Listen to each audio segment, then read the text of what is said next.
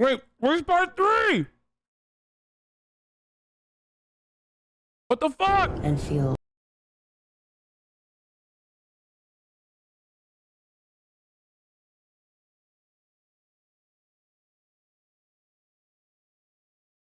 It was right there. No, it's not. No, I don't want to watch true crime about NSYNC and the Backstreet Boys. I don't. I don't want that. I want part 3. And I want it fucking now, okay?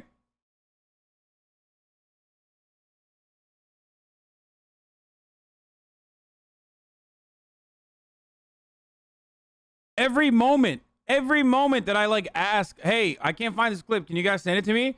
Chat will be like, oh, this must mean it's an opportunity for me to send you a completely unrelated clip, even though you are looking for something very specific.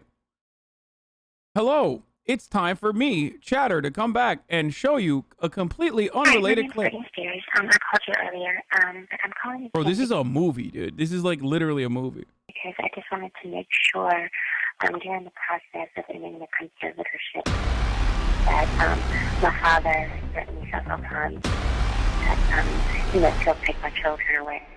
I just want to be guaranteed that everything will be fine with the process. Amid a media frenzy, the 26-year-old pop star was brought by ambulance to a Los Angeles hospital. Bro, she's 26, bro.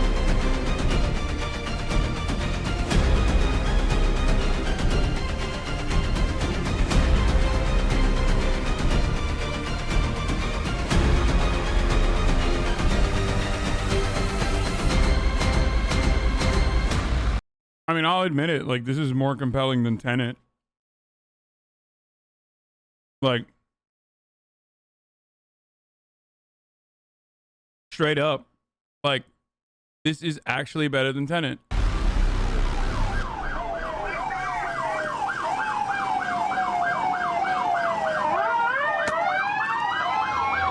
look at this!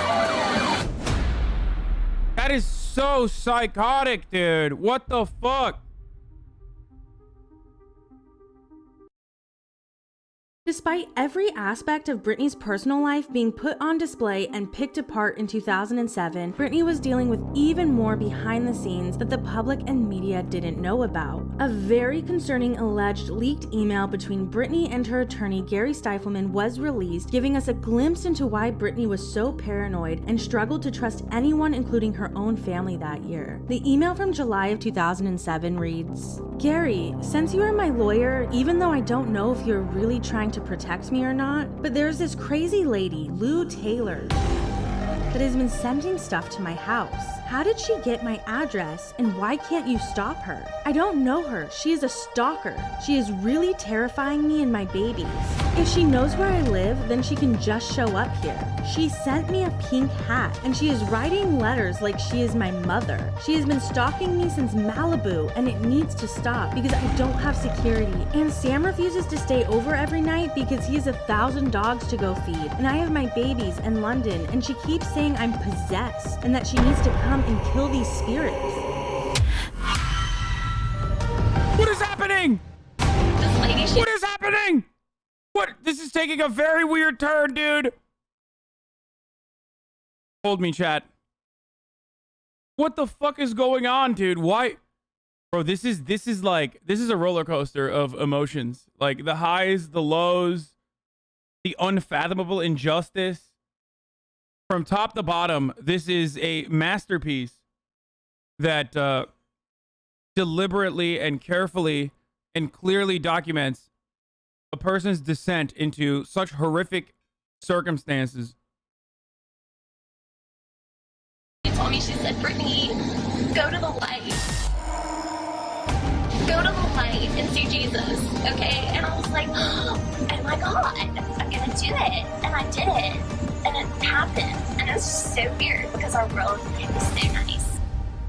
We told her a million times to leave me alone, and now she's saying she's going to visit my drunk father in Kentwood. I don't care about him, but she could easily find my mother and hurt her. What am I supposed to do when Sam is not here? I'm scared. Can you call him and tell him how important it is that he needs to stay here every night? Because it's like no one is listening to me. And now she sent me pictures of her and a man and butterflies. She is really crazy. Do you care if I'm dead? Because I cannot sign your checks if I am. Your client, Britney Jean Spears. What the fuck A fan is of this? Britney's posted the email recently on Instagram calling Lou Taylor Britney's stalker. Lou Taylor decided to respond to this fan, basically confirming the email is real, but stating Britney was not the one who wrote it. Lou said, "Do you know she did not write the email? Did you look at her post? Seriously, you all are out of control." Then Lou said, "Did you know twice in court under oath, Sam Lutfi admitted to writing the emails? Seriously."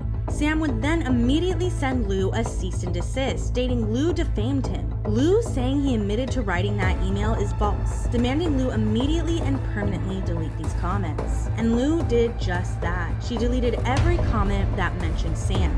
The fears outlined in that email that Lou Taylor, Britney's alleged stalker, would begin to weasel her way into Britney's family would come true. By the end of 2007, Lou would be representing both Lynn Spears and Jamie Lynn. What the fuck?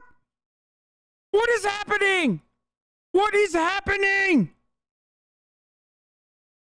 Why is this allowed, dude? As the roughest year of Britney Spears' life comes to Okay, this part has to, like, these are Britney stans, so there has to be more to this than just the way that they're describing it. It literally does not make sense.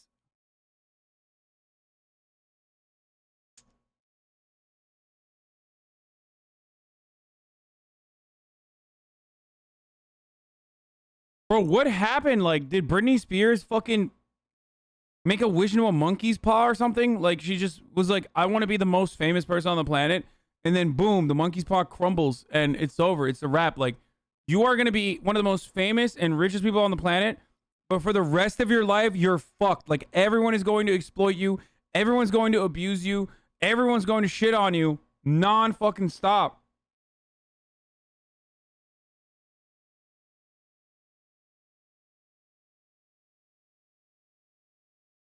Someone one time said this whole situation is QAnon for gays. I mean, it would be QAnon for gays if it wasn't like well-documented shit.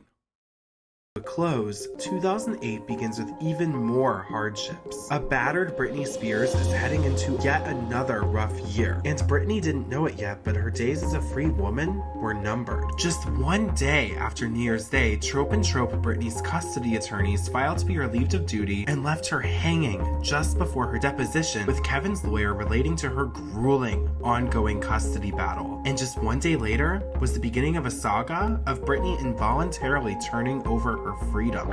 On January 3rd, after being questioned by Kevin's lawyers, Britney retreated to her gated community, The Summit, where her sons were there with a court-appointed monitor for their regular visit. However, hordes of paparazzi were waiting to capture every moment of Britney's private life, even in her gated community. And about 6.5 hours pass with her kids, and it's time for them to go back to Kevin, and for Britney to once again be alone with her thoughts and no children to take care of. But just as Kevin's security team arrives to pick up her boys and take them back to his house, they immediately realize there is a major problem, as Britney's assistant, Carla, is making up excuses for Britney not immediately turning the children over. Sean was taken out of the house and into the car by the court-appointed monitor before Britney locked herself in her home with Jaden. And just 1 hour later, police are notified and officers arrive by the monitor, who is still locked outside of the house. But the monitor doesn't have the paperwork to grant them entry into the locked house. At this point, Britney had locked herself in the house with Jaden for 2 hours and 20 minutes. And Kevin's attorney shows up with the proper paperwork to grant the police entry. And just like that, a drove of police cars enter Britney's gated community. More than 12 police officers, 2 ambulances, and several fire trucks are stationed outside of Britney's home. At this point, Britney's cousin and friend Allie Sims and her assistant Carla are both outside of the house, leaving Britney entirely alone with Jaden. And just over an hour later, Britney is removed from her home and strapped to a gurney, but not before the media arrives on the scene. Amid a media frenzy, the 26-year-old pop star was brought by ambulance to a Los Angeles hospital from her Beverly Hills home. Another chapter in her long-running custody battle with ex-husband Kevin Federline over their 2 sons. As this video provided by Entertainment Tonight and The Insider shows, Spears was taken by stretcher into the emergency room. Her husband, Federline, was at the hospital when she arrived. .com is reporting that Britney was taken out of her home on a gurney by paramedics. And the Bro, you know what this reminds me of? Have you ever seen like stories of parents? It's like actually a disease, it's a mental health issue, a mental disorder, where like parents will sometimes like poison their children to make them, what is it called? Munchausen's. Yeah, Munchausen's. Like, where parents will somehow like sometimes poison their children to make them more dependent.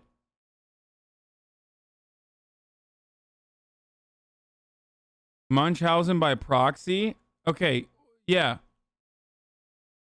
It's like, it feels like that, but it's a mental health problem in which a caregiver makes up causes an illness or injury in a person under his or her care, such as a child, elderly adult, person who has a disability, because vulnerable people are the victims. It's a form of child abuse or elder abuse, right? Like, I feel like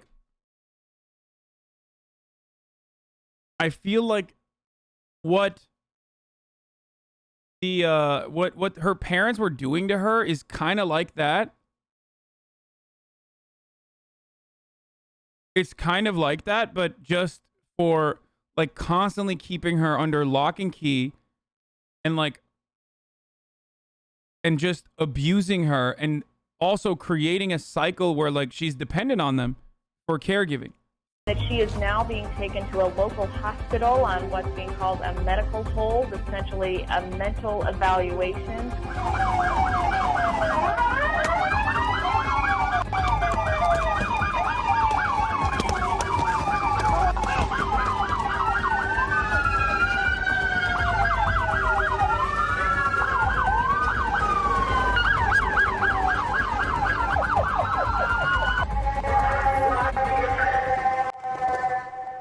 At this point, Britney Spears is on her way to the hospital, escorted in an ambulance by 13 police cars under blue light sirens. And at 12:30 a.m., Jaden is taken in a separate ambulance to Cedars-Sinai Medical Center, where Kevin Federline and Mark Vincent Kaplan are waiting in the emergency room. Sam Blatfy even followed the ambulance to the hospital and was initially denied entrance. And just 45 minutes later, Jamie Spears, Britney's father, arrived on the scene. This was a big deal as the two hadn't seen each other in approximately 8 months, after her father sided with Larry Rudolph during their falling out and called Britney a sick little girl to the media. It was reported that Britney would be on monitored observation for at least 72 hours. Now, more recently, we've gained even more insight into the situation, as a letter allegedly written by Britney Spears in the third person was leaked to the public by a photographer, where Britney explains, "No one knows the truth. Her behavior when her children got taken away because of her locking herself in the bathroom is understandable, considering her friend at the door kept telling her the cops are leaving, don't worry, stay in the bathroom. She was lied to and set up. Her children were taken away and she did spin out of control, which any mother would in those circumstances." And just a few days after the incident, Lou Taylor got involved and allegedly convinced Britney's father to have Dr. Phil go to Cedars-Sinai to see Britney and convince her to stay in treatment. And Dr. Phil did end up going.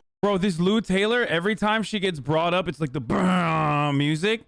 And I don't know if the music is guiding my feelings of her or if she's just like straight up the biggest villain here that I did not even know existed. Also, what the fuck is Dr. Phil doing here? Oh my God. Going and speaking to Britney. But as soon as he did, he went against the He's such a fucking clout shark, dude. He's literally the biggest clout demon. family's wishes and released a public statement to the media saying that Britney will be doing a taping about the entire situation. The entire Spears family was feeling betrayed, and Lou Taylor, who'd conveniently snuck into the position of Spears family spokesperson, spoke to the media saying, "What's wrong with Dr. Phil's statement is that he made a statement. The family basically extended an invitation of trust for him to come in as a resource to support them, not to go out and make public statements." This isn't the only time Lou Taylor has snuck her way into a young and vulnerable celebrity's life, as she also attempted to take control over Lindsay Lohan in 2010. After bailing her out of jail, Lou Taylor came into Lindsay's life as a knight in shining armor. Wait, so is this Lou Taylor person like, is this what she does? Like, how is there not a movie about her? Because someone is saying, like, look at this, dude. Every child actor and like every person that's been vilified, Lou Taylor is right there. Like, I feel like she is the business manager for people that you want to admit, like people who want a 5150.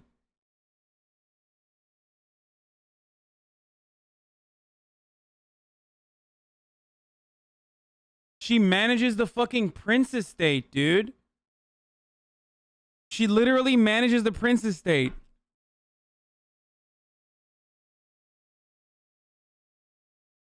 Always going to involve her clients in more asset appreciating businesses.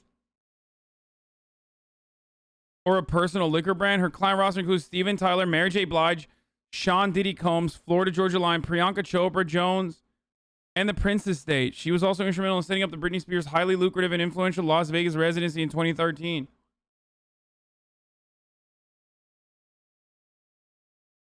Shut up. She works with Amanda Bynes too? Okay, maybe she just works with everyone though, because like there's like really sus ones. There's really sussy ones, but also like normal ones too.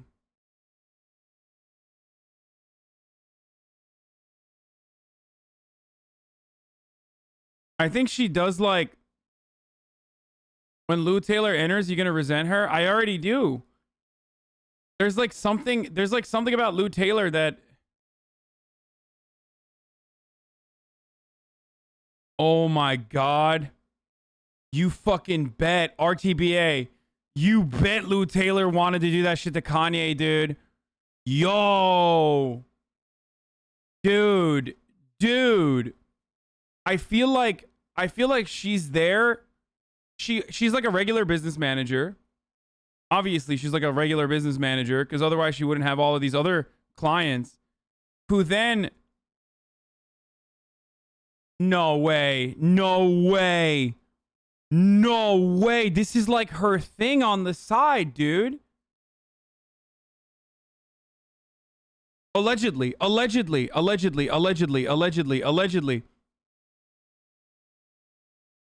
Bro, she's like all of these stories seem as though this person allegedly cares very much.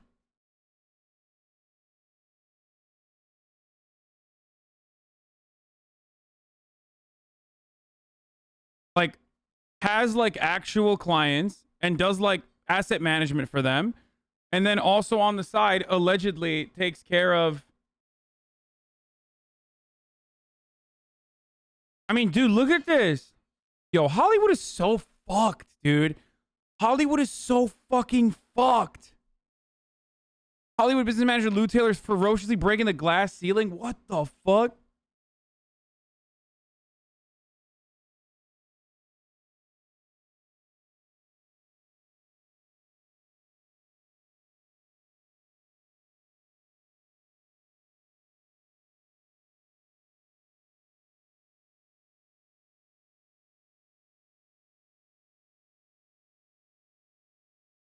Takes away the assets of naive girl celebs? No.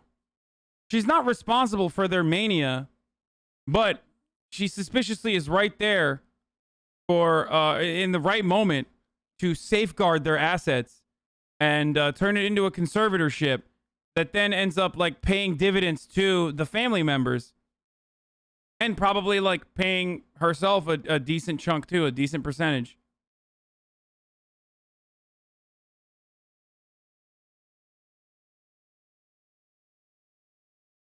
About 6 years ago, I would go to a pub in the city center, which had a tip jar that said every tip we get goes towards killing Justin Bieber. Wait, what the fuck? Ew.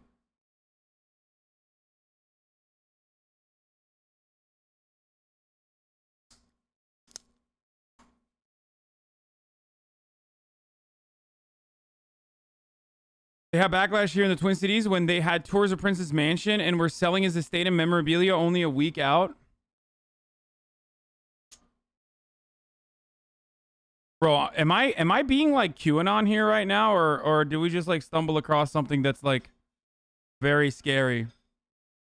Lou Taylor allegedly formulated a plan with Lindsay's mother, Dina, to take control over her finances and healthcare for an indefinite amount of time. A source told X17 that Lou has suggested to Dina Lohan that they seek conservatorship over Lindsay's estate. Of course, Lindsay doesn't really have any assets to speak of, so it would really be for the sole purpose of controlling her future earnings. The problem is neither Dina nor Michael would ever be granted a conservatorship by a judge, so Lou went searching for someone else to fill that role. Someone with whom she could partner in a business sense, someone she trusts. This time she thinks Larry Rudolph may be the answer. Lou now realizes choosing Britt's dad as a conservator may not have been the best idea. He got power hungry and decided he didn't need Lou anymore. So this time, Lou thinks Larry might be willing to work her way on this and be a figurehead in Lindsay's career while Lou works behind the scenes. The source expanded on Britney's situation, saying Lou totally brainwashed Jamie. She convinced him a conservatorship was the only way to go, and of course he went along with it when he heard about the financial control it would give him. But Lou didn't have Jamie in mind as the conservator at the beginning. She considered suggesting Larry Rudolph, but she was afraid he would abuse the power. With Jamie, Lou thought she would have someone who was naive enough that she could continue to influence him, and therefore continue to have a direct influence on Britney's life and career for years to come. But Lindsay's father came to her rescue, publicly bashing Lou, saying, since Dina and manager Lou Taylor are going to try to be co-conservators, I had a choice of fighting it or petitioning for the purpose of appointing two conservators who don't have an interest in Lindsay's money, but rather her as a person and human being. Dina and Lou have their hands in it, not their hearts. A lot of the controversy in Lindsay's life wouldn't be there if Lou Taylor and Larry Rudolph weren't part of the equation. I'm trying to make her aware that her mom and her business manager, her new business manager, Lou Taylor, they're actually trying to put Lindsay in the rehab so they can get a conservatorship over, and Lindsay doesn't even know it. When Lindsay's in the rehab, they're going to move for conservatorship. They want to put her in there, they want to control her finances, they want to control everything that she's doing to people in and out of her life. I want to make one thing clear so you all know this. When Lindsay was supposed to go into Morningstar Rehab, they started to reconstruct everything there for Lindsay to accommodate her. Sean Chapman Holly, Sean and Lou Taylor leaked that to the press because they wanted Lindsay to get out sooner and have her in UCLA so she wouldn't spend much time in the rehab. They're destroying my daughter's life. After being admitted due to the circumstance with her children, Britney was released from the 5150 as the danger had subsided. But little did Britney know there was much more. Her conservatorship fee is $10K a week?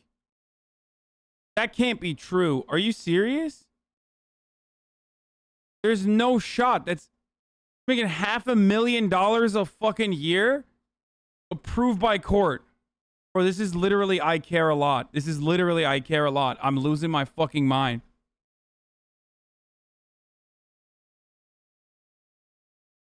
Danger to come. According to Lynn's tell-all, Jamie and Lou were concocting a plan to file for major documents that would cause Britney to relinquish her finances, her children, and her freedom as soon as January 22nd. About a week after Britney was released from the hospital, Kevin was even granted full custody of the children for the month. And Britney, unfortunately, had no visitation due to the incident that had occurred. And it is important to note, this is still a time in Britney's life where she has isolated herself. Her circle mainly consisted of Sam Lutfi, Ali, and Adnan Ghibli, her paparazzi boyfriend. However, that circle was getting even smaller as Britney began to isolate herself even further. And Ali spoke out against Adnan, saying she didn't believe Adnan had good intentions with Britney. And he was, after all, a paparazzi, the same people who had terrorized her so much and exploited her for every penny they could. Around this time, we also see Felicia Culotta, Britney's old assistant, express that she wanted to work for Britney again. However, she was in contact with Lynn, who said Britney still needed to recover from the traumatic events that had occurred in the years prior. And as January 22nd approached, according to Lynn's tell-all, Lou Taylor and Britney's father felt God telling them to wait, saying quiet plans had been underway for 6 weeks for Jamie to petition the court for temporary conservatorship conservatorship of Britney, but it seemed like an impossible dream at that point, with Sam still so entrenched in her life. In fact, Jamie was going to file for the conservatorship on January 22nd, 8 days beforehand, but he and his business manager Lou felt God leading them to wait, fast, and pray, despite the frustration of a phalanx of lawyers. But just 1 week after, everything came to a boil. Bro, this literally went like... We need to take like a 1-second break from all this, okay? I need to collect myself.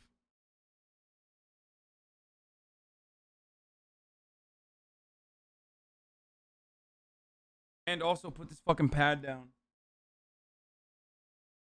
I'm trying to stand up more so my back's no longer fucked. Dude, what is happening here, dude? Oh, my frame is shattered. My frame is so shattered, dude.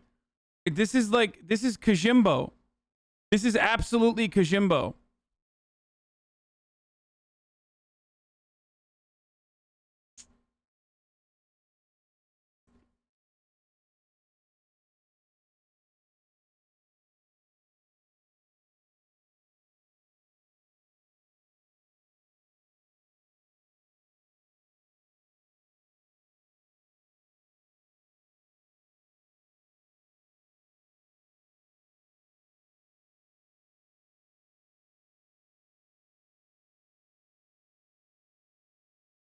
Ashley Banks, Lou Taylor has approached Amanda Bynes. This is my Amanda's tweets. This is her alias account, so the media can't quote her.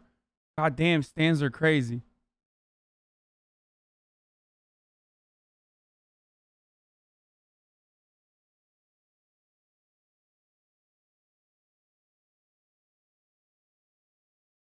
Point. Britney's family, team, and psychiatrists were beginning to plan an involuntary hold with the LAPD. Yeah, this didn't go from 0 to 100. This was over 100 to 1,000, dude. We started off at 100, and now we're at like 1,000. It's gonna get to 1,000,000 by the end of this. And Britney's family staged an intervention at her home. They explained how they were concerned about Sam Lutfi's influence. And coincidentally, on the exact same day, Sam Lutfi's past was exposed by Blender magazine. A few days later, Sam and Britney phoned into TMZ, where they say her family just barged in, stating they have an agenda and are jealous they no longer fit into Britney's life. Britney did say her and Sam argue. And later that day, Britney's family tried to execute the involuntary hold, but the LAPD were waiting for the paparazzi to leave. But the next day at 1 a.m., the LAPD and LAFD came with an ambulance and Britney was put on a 5150 hold, psychiatric evaluation once again. She went willingly with Sam Lutfi and her parents to UCLA Medical Center, and allegedly Sam and her parents were arguing about her care. Should she be declared unfit to care for herself? TMZ reported she was taking Adderall and was diagnosed with bipolar disorder. We have talked to a lot of people in her world. She has never been formally diagnosed with being bipolar. And Britney's mom, per Britney's lawyer, wanted to take her home to Kentwood, away from Hollywood, where Britney had a good support system and could recover away from whom she deemed as bad influences. However, this wasn't over for Britney. She had been through so much the past 2 years, and she wasn't going down without a fight. Britney didn't know it yet, but this month would define the next decade of her life and career, as this would be her last month experiencing what little freedom the media left to her to live a normal life. February. I wonder if those chatters who said, why are we paying so much attention to this? Like, it's not even interesting. It's just like a rich person is still in here, like, with popcorn, biting his fucking fingernails on the side. Like, goddamn, like, I was so wrong. That is literally... That is the most wrong chatter in the history of Twitch chat. No one has ever been more wrong than that fucking Twitch chatter. February 1st, 2008 would be the day Britney's estranged father, with a history of verbal and alcohol abuse, would begin taking total control of her life. Jamie Spears petitioned the Los Angeles Superior Court for appointment of probate conservator over Britney Spears. A probate conservatorship, also referred to as a guardianship in other states, is used for adults who cannot take care of themselves. Usually the conservatee is elderly, has dementia, or is disabled, making Britney Spears not the typical candidate for this type of conservatorship. The probate court can appoint a conservator of the person. Much like a parent caring for a minor child, they manage housing, food, clothing, day-to-day activities, and medical care. A conservator of the estate can be appointed who would handle the conservatee's assets and finances, or both can be appointed. Along with filing the petition for conservatorship over both Britney Spears' person and estate, Jamie filed for a temporary restraining order against Sam Lutfi. AJ, the claims are absolutely wild and terribly sad and disturbing. They come from Britney Spears' mother, and I can tell you that we now definitely understand why a judge ordered Lutfi to stay away from her house, and her family. Sam, why'd you park all the way down here? Those were the good old days for Britney and Sam. Now, the good old days are over, and a court has ordered Lutfi to stay away from her, thanks to some shocking, absolutely stunning claims from Britney's parents. The parents literally think that Sam is the root of evil. Oh, it's Britney. Now, for the first time, Showbiz Tonight brings you the horrifying claims Britney's parents have made under oath against this mysterious figure in Britney's life who seemed to come from out of nowhere. Hey, Sam, what's going on? Claims that Lutfi drugged Britney, cut her phone lines, and that he, quote, purported to take control of her life, home, and finances. Along with granting the temporary restraining order, the Bro, what the fuck? Yo, this is actually common with victims of abuse, is that victims of abuse, I can't even talk. What the fuck? What is happening to me? Victims of abuse routinely get abused repeatedly by other people who will like seek them out as vulnerable targets.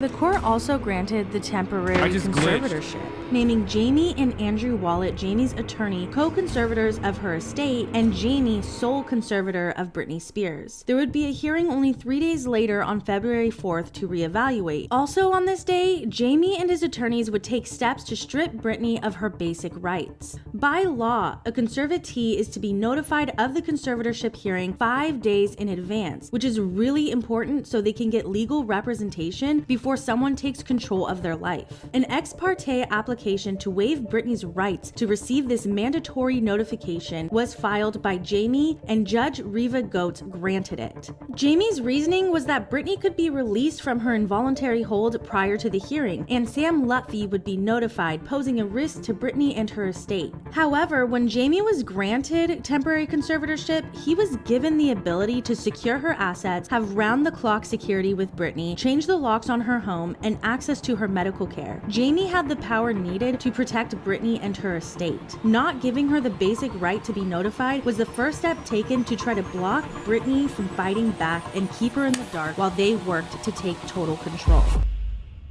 On February 2nd, Ron Rale, Britney's custody attorney, goes to visit Britney at the UCLA Medical Center as the temporary conservatorship would impact her current custody battle. He recommends Adam Streisand, one of the nation's top attorneys handling celebrity estates, to help Britney with the conservatorship. Ron Rale showing up must have put a hole in the plan to keep Britney in the dark, because shortly after, Ron received a call from Jamie's attorneys. Adam Streisand immediately sent an email to Jamie's attorney, Geraldine Weil, calling them out on their already shady antics. Streisand said, "I am told you called Ron Rale and told him that Britney has been adjudged incompetent. That is false, and you know it. You further stated that Mr. Rale has no right to see his client without approval from the..." Here's the thing.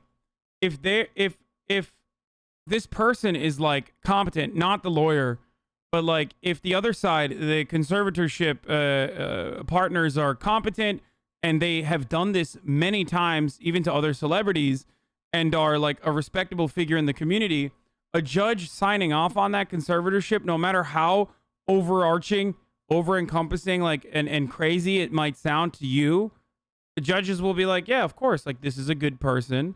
I know that this person is like a respectable individual, and yeah, of course I'll you know, help. I mean, not help, but like I'll just sign off on this conservatorship and continue it.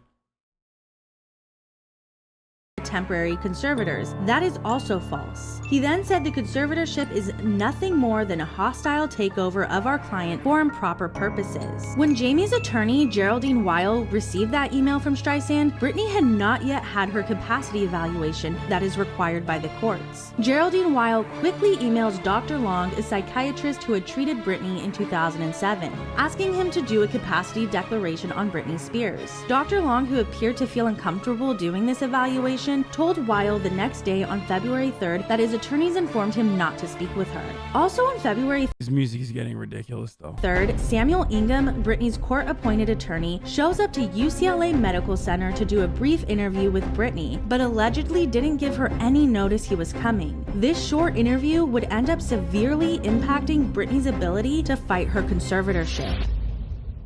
It is the day of the hearing, February 4th, and Britney is still on an involuntary hold at UCLA, but Adam Streisand is there to represent her. Streisand explains to the judge Britney does not want her estranged father as her conservator, and Andrew Wallet, co-conservator, is called into question, stating Andrew doesn't have the expertise to handle a $40 million estate. Then Jamie's attorney questioned if Britney even had the mental capacity to obtain Streisand as her attorney. Samuel Ingham, Britney's court-appointed attorney, argued that in his 15-minute interview with her the day prior, she didn't have the capacity to hire direct counsel as she didn't understand the nature of the proceedings. Streisand responded saying he is— Holy shit, dude. They're using their actual fucking— Whoa.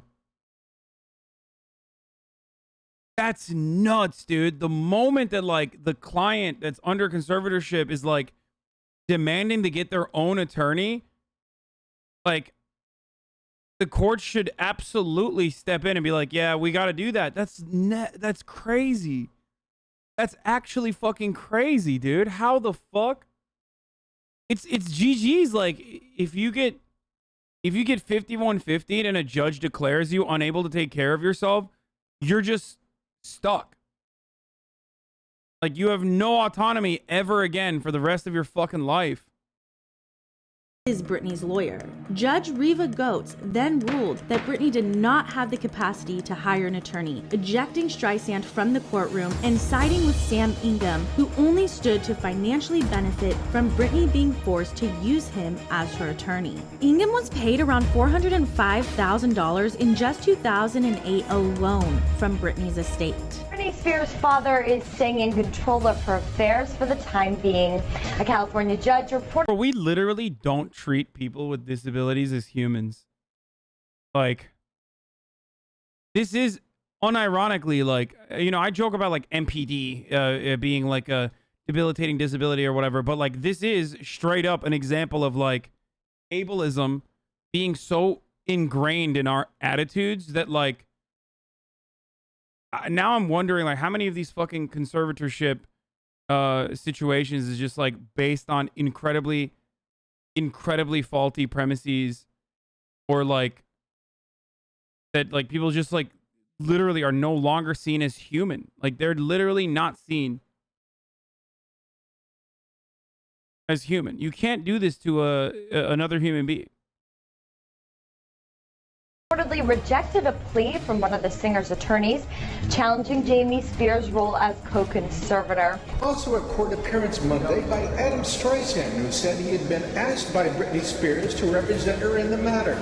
He told the court that Britney doesn't want her father in charge of her welfare, but the court denied the request for Streisand to enter the case on Spears' behalf.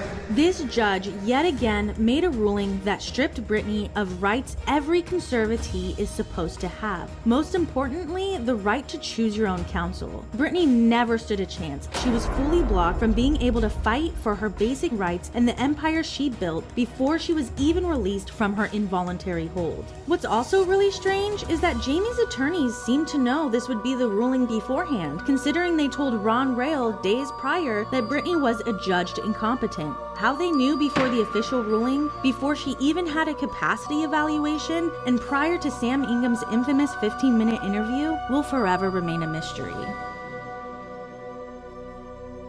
2 days later, Britney is released from the site. I think some of this is like, some of this is like a little bit embellished or like exaggerated. Maybe there's some omissions here. it's just like something doesn't add up, you know? It doesn't pass my immediate smell test. But regardless, like that part was that part is like a little weird, right? But it doesn't matter because, like I said, these people can get away with doing shit like this because they're already in a position of prominence. They go to the same cocktail parties. Like, the entire purpose of networking like this is so that other people rarely ever suspect them of doing something indecent. And that Hollywood Reporter article is like a perfect example of this, right? Where you look at the Hollywood Reporter article and it talks about how, Lou Taylor is a girl boss and she's working 24/7. Like, that's great PR for her. There are very little articles, on the other hand, about her being in the forefront of every single. Guys, stop. Okay, February. Okay, here you go. There are very little articles about her being involved in the conservatorship arguments revolving around Courtney Love, Lindsay Lohan, potentially contacting Amanda Bynes. I don't know if that's true or not. Like, it's...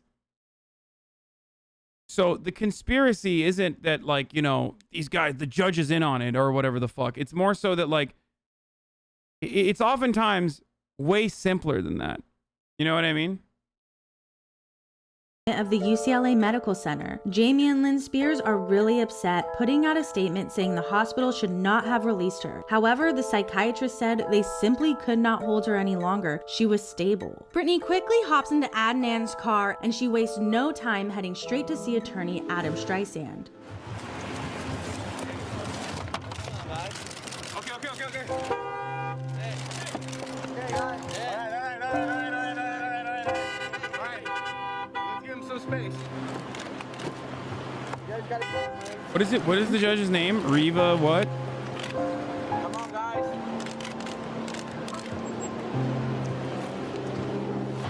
Chat, what is the judge's name? Reva Goed?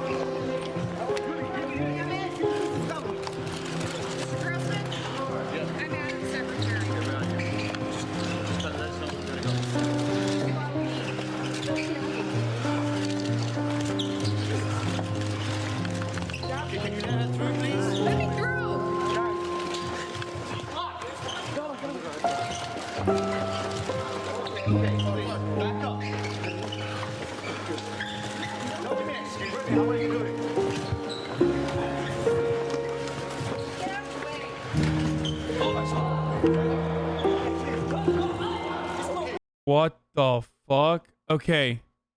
The person, I'm looking at this on the other side of the screen. The judge involved in signing off the conservatorship, like in the aftermath of the 5150 hold, to the lawyers and the father, literally was a mediator in other abusive conservatorship court cases, as Judge Elizabeth Lippitt chose ex-judge Reva Goetz to set up the structure for like other abusive conservatorship situations. I don't know if this is the same person though. Like,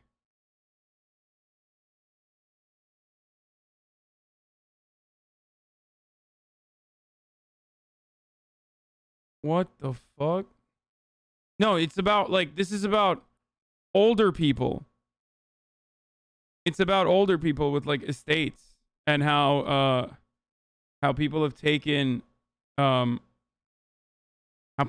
like the estates of older people with conservatorship. Oh, this is Judge Brenda Penny. This is a different judge now. Crazy, dude. This is so creepy. I'm like a little worried looking into this. You're so selfish for leaving GTA RP? What?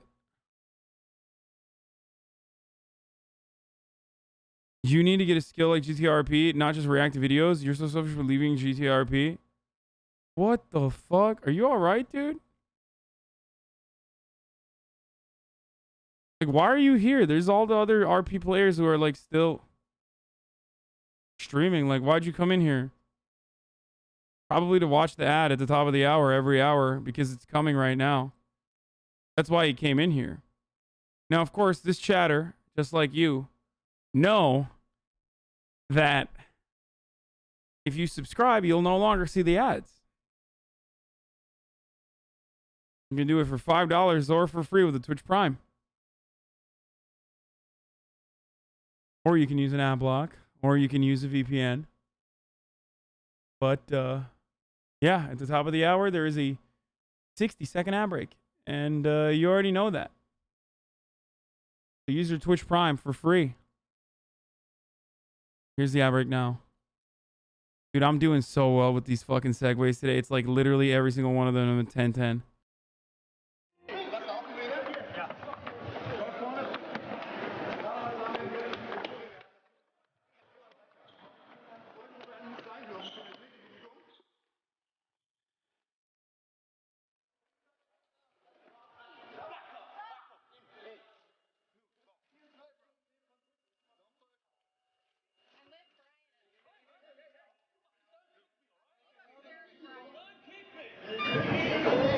Britney wanted to challenge the conservatorship, but she was really concerned for her kids. Streisand said he couldn't help because of her being deemed incompetent. While Britney was in the hospital, her father used her children as emotional leverage, asking Britney if she wanted help getting her babies back. Streisand said she started to understand her best shot at seeing her boys was to just accept what was happening to her.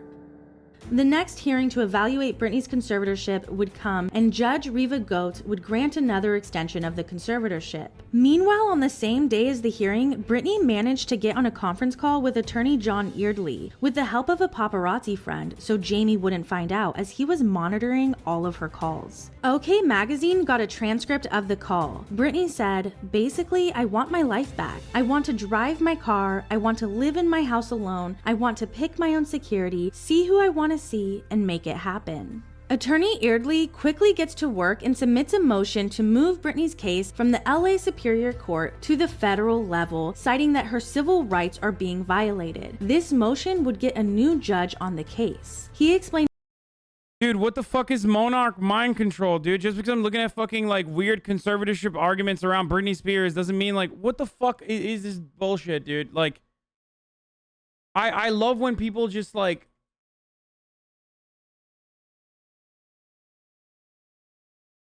oh, it's MK Ultra.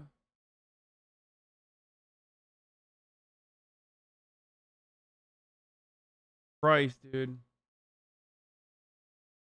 Oh my god, do not look at that shit. It's right-wing conspiracy shit. Monarch mind control is what is it like some fucking MK Ultra shit that you've or is like extended to like some right-wing conspiracy or something?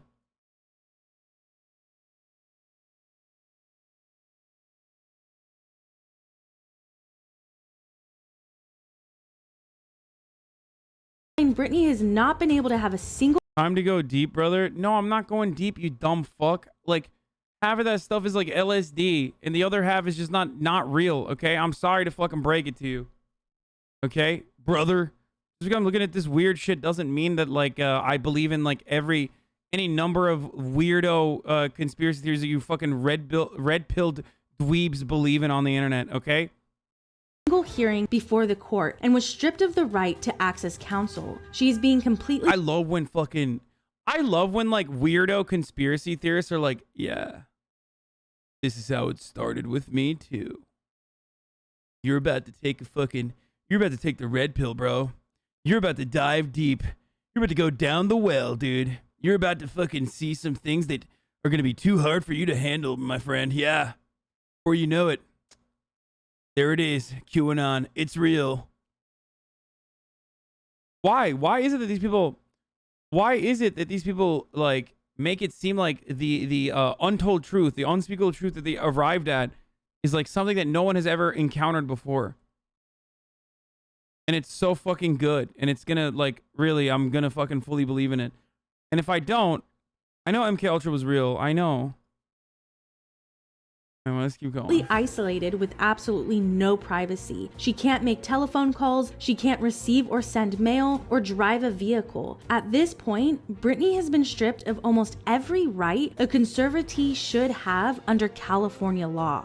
Eardley also explained, under the circumstances, Jamie Spears is denying Britney not only her liberty, but the ability to participate in her own custody case. Jamie Spears and Andrew Wallet responded saying this is a brazen but vain attempt to strip a probate court of jurisdiction from an attorney without a client. Attorney Eardley responded in an interview with the Associated Press saying that he is concerned for the emotional and physical safety of Britney under the circumstances. He was asked the last time he consulted with Britney, and he said he talked to her a few days ago and someone wrestled the phone away from her and he had not talked to her since.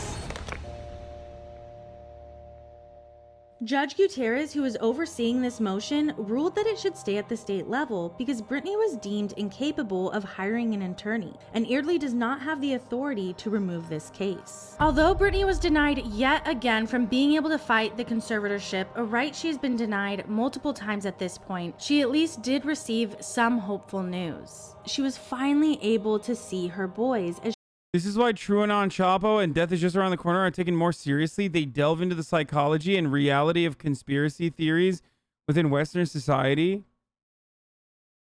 Okay, let me just point something out here. This is the last time I'm going to do this. No, I did run an ad, Omatho. You just didn't see it. Okay, first and foremost, I mean, I don't know about the third one, but those other two that you're referencing are my friends. Secondly, I don't know why people feel like they want to act out. Like they're like, oh, it's time for Hassan to like read chat. So I'm just going to say like the dumbest thing possible. Lastly, it's hilarious that you're like, TrueAnon is taken more seriously. And finally, I have extensively covered the reasons as to why conspiracy theories exist, because a lot of people's worldview is rooted within like a non-materialist perspective. So of course you need to like ground your entire worldview and your theories in this like idealism. And that is where conspiracy theories work perfectly, because there's always like a villain. Oftentimes the villain in said conspiracy theories are Jews. That's why every conspiracy theory oftentimes goes back to like anti-Semitic shit. And also, just because, like I said, I've talked about this a million times over, doesn't mean that doesn't mean that I'm going to talk about it every single time for every single issue. As she regained visitation with her sons. However, a psychiatrist and her father must be present to monitor the visits. This would give Jamie even more control when it comes to Britney's children. And using that control, the conservatorship would put Britney right back to work with hardly any time to recover after her life has been turned totally upside down. She was on an episode of How I Met Your Mother, Britney was seen going to the recording studio, and the conservatorship even hired back Larry Rudolph, who Britney had made it clear she didn't trust and had fired 2 times in the past. The next couple of months are quiet as Britney is already beginning to work on her 6th studio album. However, behind the scenes, it appears Lynn Spears is starting to realize she's getting pushed out of her daughter's life. In a series of email leaks, an alleged The funniest part about it is that like, you know, these 2 demons are just like fucking battling one another too, over like how much they can exploit their daughter. Email from Lynn to Jamie Spears from May 28th, 2008 was also leaked. Lynn says,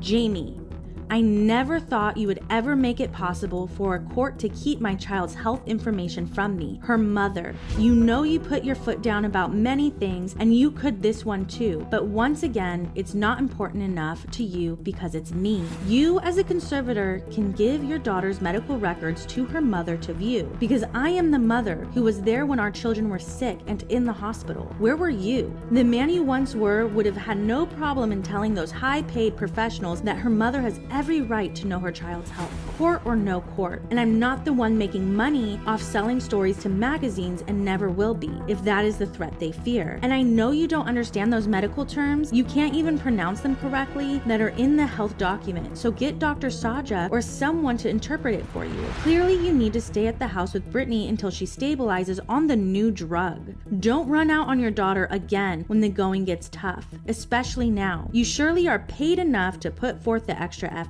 Please question your conscience about the real reason you allow me to get pushed out. What would Jesus do? Just one day after Lynn Spears sent the Bro,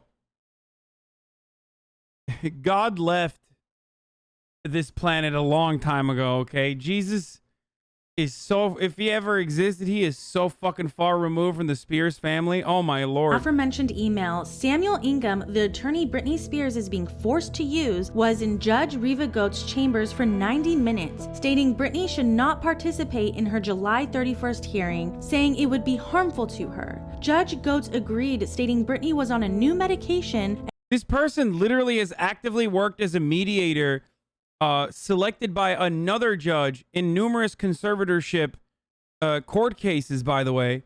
Like, this is kind of her bread and butter. I looked it up. Like, she executes conservatorship deals, basically. This is kind of like her fucking forte. And her diagnosis had yet to be complete. So at this point, without even a complete diagnosis, Britney Spears is being told yet again that she cannot even appear at her own conservatorship hearings or have her own legal counsel. She is being deemed incompetent. Meanwhile, to the contrary, she has been working, acting, and recording her next album. Britney's team looked at her like she was nothing more than a cash cow. And if she wasn't working, the people around her weren't getting paid. And with a ginormous media storm of her being 5150 twice and put under a conservatorship, all the while she's still recovering from the lasting effects of 2007, Britney's team knew they had to do one thing to earn their paycheck. Hire a PR team, flip her image entirely, and push her harder than they ever had before. This process had already begun during the conservatorship, as when Britney was filming How I Met Your Mother merely 1 month after being released from the psychiatric ward, it was rumored that Larry Rudolph began shopping around a reality TV series that would reportedly document Britney's comeback to the music scene. Before Britney even had time to breathe after being 5150'd and thrust into a conservatorship, her team was already wanting to kick her comeback into gear and broadcast every moment for the entire world to see. However, a source also began telling outlets that Jamie was against the idea. He didn't want the world seeing everything that was going on behind the scenes. He needed that veil of secrecy, but the show was going to happen and began filming later that year. Even though she was fighting for her freedom, in true Larry Rudolph fashion, her team was still pushing her career full steam ahead, whether she was ready or not. As we saw with the release of Blackout, Britney didn't do a proper world tour promoting the album. Even though rumors of a Blackout tour were flying as early as October of 2007, the world never saw that tour come to fruition. This was a huge loss, as Britney's label and team hadn't seen the same return of investment that her other albums had had, simply because she didn't tour. This made the circus starring Britney Spears that much more important. She would need to promote 2 major albums across the world while going through personal struggles, legal back and forths within the court system regarding her conservatorship, all while having the media document every second of it. But Britney's team was going to make this tour happen regardless, and step 1 was her diet. The entertainment industry is known to be cruel when it comes to a performer's weight, and this isn't just the media. This can be people on the inside too. People who are meant to care about you, completely controlling your dieting until you can't think straight. For instance, Dr. Luke, a producer who was heavily involved in the production of Circus, once snapped in 2014 at a then bulimic Kesha after he saw a photo of the singer drinking a Diet Coke, saying, "We all get concerned when she is breaking her diet plan. We have seen it happen multiple times almost every day. It is also double concerning when the A-list songwriters and producers are reluctant to give Kesha their songs because of her weight." This was and continues to be the unfortunate reality of the music industry, and Britney Spears was no different. According to Daily Mail, Britney was back to a mere 126 pounds. Headlines would read, "I'm lucky to be alive," and in the next statement say, "plus her amazing diet secret." Isn't Dr. Luke another fucking demon too?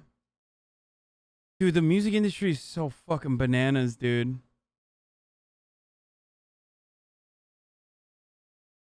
It's like, it is so crazy. The music industry is so fucking insane.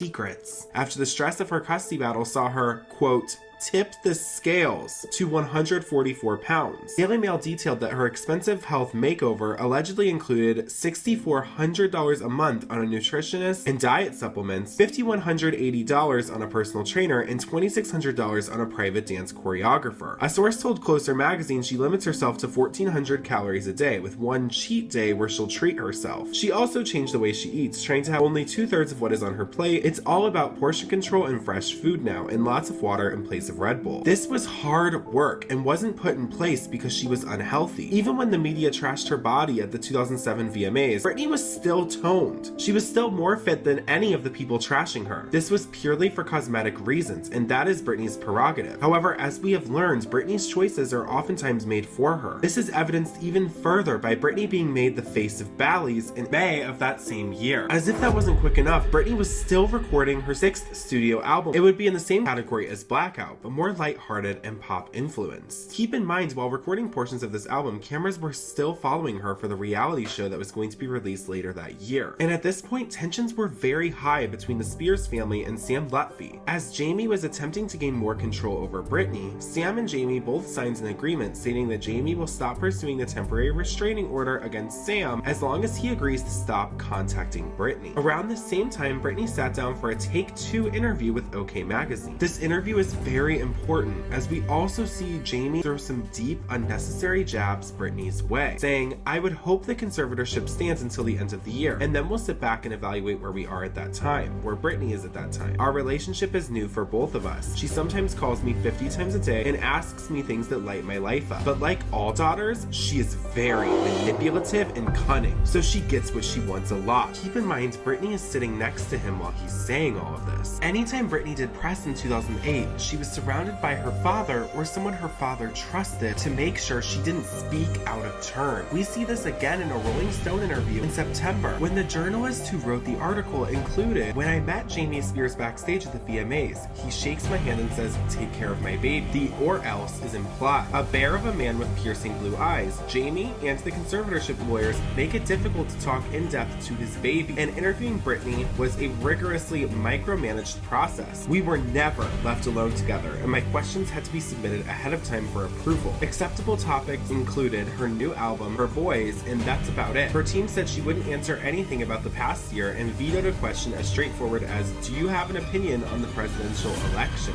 This seemed to be the ground rules for every interview that she did around this time, as the same questions were asked in the OK Magazine article about her kids, her family life, and her album. In the OK interview, Britney said that her album was coming in 6 to 9 months. However, just the next month, she was already recording a music video for the first single off the album, Womanizer. And the music video was released even quicker than that, coming out a little bit over a week since being recorded. Womanizer quickly became one of Britney's most successful songs to date, and she jumped right back in front of the camera to record the Circus music video.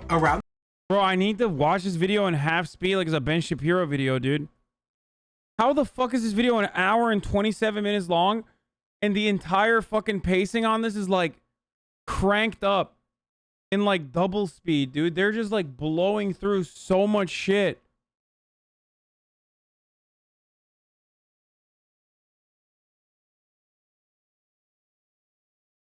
This is one of the most insane stories I've ever fucking seen. This is, yeah, this is like Zack Schneider cut. Britney Spears' conservatorship. Gays go faster than normal humans and gays love Britney. This is normal speed. Yeah, I know that I'm queer baiting right now with my coverage of, I mean, I'm literally queer baiting.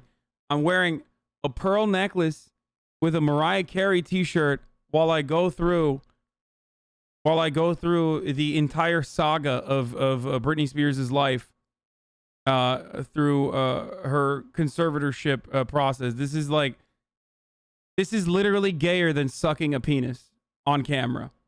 Like, so I apologize. I'm straight. Just letting you guys know again. What I'm doing currently is perhaps one of the gayest things you can do. Let's keep going. Around this time, it was announced that Britney Spears would be premiering her highly anticipated reality show as a music documentary on MTV. This documentary would release in conjunction with her new album Circus, and would feature behind-the-scenes footage of Womanizer, some of the recording of Circus, and the accompanying video, as well as different rehearsals and Britney's day-to-day life. And while it was interesting to see Britney in her element working— This is why degrees in journalism and history exist. Not every shred of information about the topic is important to the thesis. I agree with that.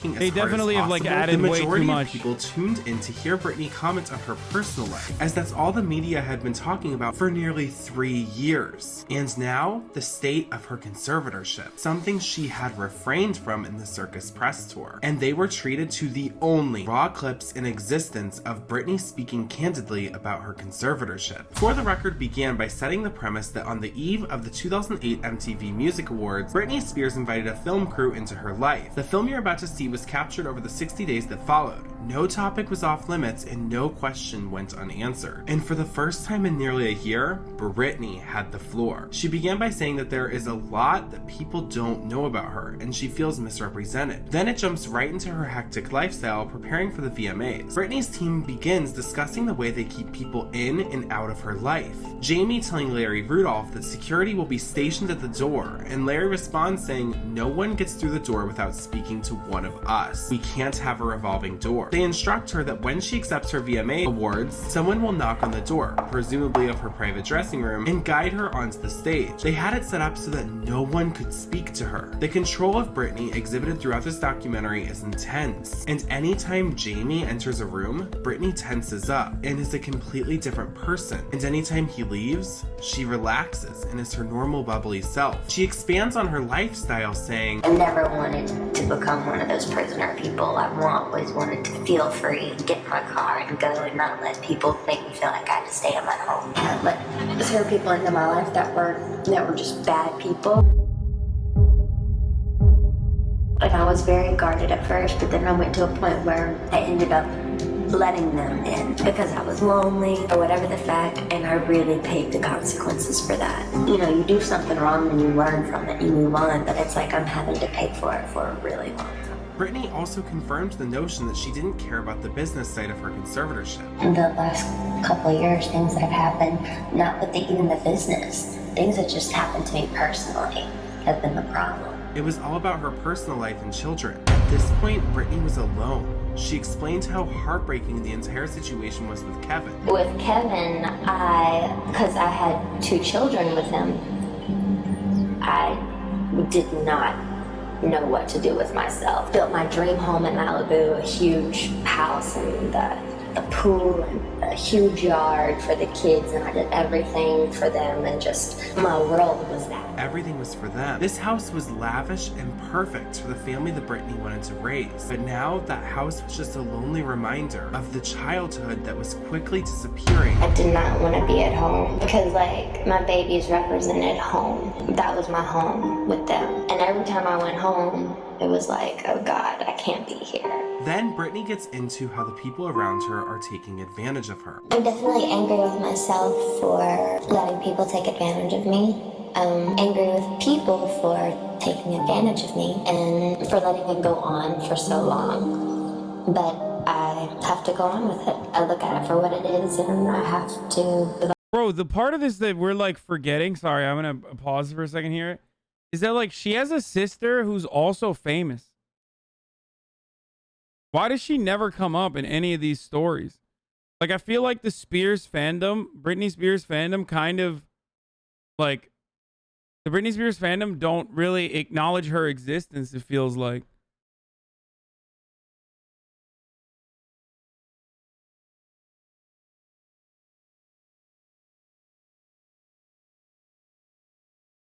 Jamie Lynn is also bad, not nearly as famous because her sister's story is just as fucked up.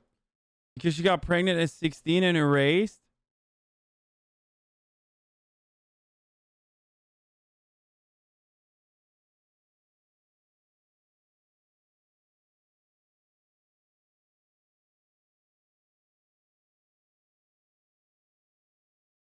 Her sister's publicly sided with her father in the situation. Wow.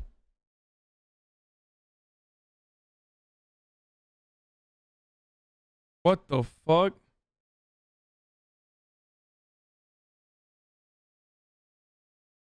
I'm not even a fan, and I know she's not nearly as famous as Britney. Yeah, no shit. Britney Spears is one of the most famous people on the fucking planet.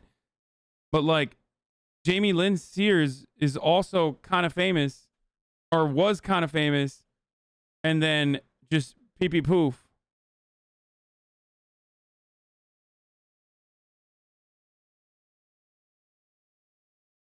Her son knows all about the dog shit too. Britney Spears' son Jaden Federline slams grandfather Jamie. He could go and die. Britney Spears' 13-year-old son Jaden Federline ripped into his grandfather Jamie Spears in a no-holds-barred rant on Instagram Live. What the fuck? He's 13. He's a pretty big dick. He's pretty fucking...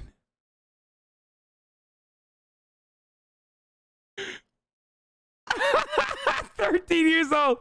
Yeah, he's a pretty big dick. He's pretty fucking gay as shit. He can go die.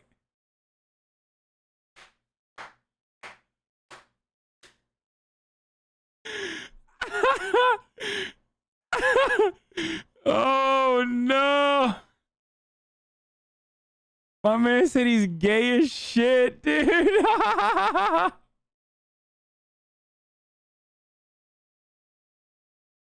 Oh, that's funny. I guess he's not one of the woke Zoomers.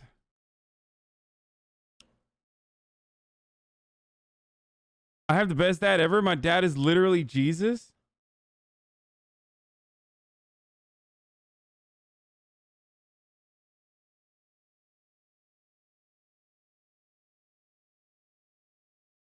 I wonder if he's a juicer. Dude, how the fuck did we get here, bro? Some crazy ass shit happened today. She explains how hopeless she is, saying even when you go to jail, you know when you get out. If I wasn't under her stripes that I'm under right now, you know, with all the lawyers and doctors and people analyzing me every day and all that kind of stuff, like if that wasn't there, I'd feel so liberated and feel no, his like dad is Kevin myself, Federline. kind of stuck in this place, and it's like, how do you deal, you know, and you just cope, and that's what I do. I just cope with it. Just like you can't really go there in a complete state of happiness because you're scared that it's going to be taken away. So it's better just not to feel anything at all and to have hope than to feel the other way. And when you tell people that, and when I tell them the way I feel, it's like they hear me, but they really not listening. They're hearing what they want to hear. They're not really listening to what I'm telling them. It's like, it's bad. I'm sad. These clips are among some of the rarest clips in the entirety of Britney's career and have been scrubbed off the internet almost entirely. The documentary is not available on any streaming platform. However, you can buy the limited DVD from a private company on Amazon. Dare you, Mr. Spears? You had me fooled. And you too, Mrs. Spears. Death to all of them. That is what Britney said. She Dare you, Mr. Spears? You had me fooled. And you too, Mrs. Spears. Death to all of them. That is what Britney said. She Oh, okay, saved. That's what Britney said. Kill somebody. Clap if you've ever wanted to kill somebody. Bro, what is happening on this TV show, bro? What the fuck?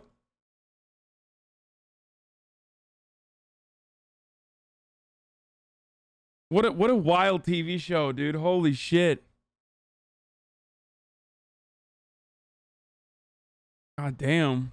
Amazon for $70. The documentary featuring a well-thought-out Britney, someone who is expressing how they felt and explaining the situations going on around them in a very real way, is nowhere to be found. It's nearly been erased from history. In fact, when attempting to upload part 2 of the series, the episode which featured clips of For the Record was completely blocked worldwide. Why? Not copyright When is claims, a terrible but person to completely fuck blocked out of on here? I automatic don't know. review. That means whomever is in charge of distribution of this documentary wants no one to see how truthful, well thought out, and competent Britney really is. The best you'll be able to find are some grainy clips on Dailymotion or some rare HD uploads on sketchy sites. This documentary serves as a rare glimpse into Britney's reality and one of the most obscure and unknown marks in pop culture history.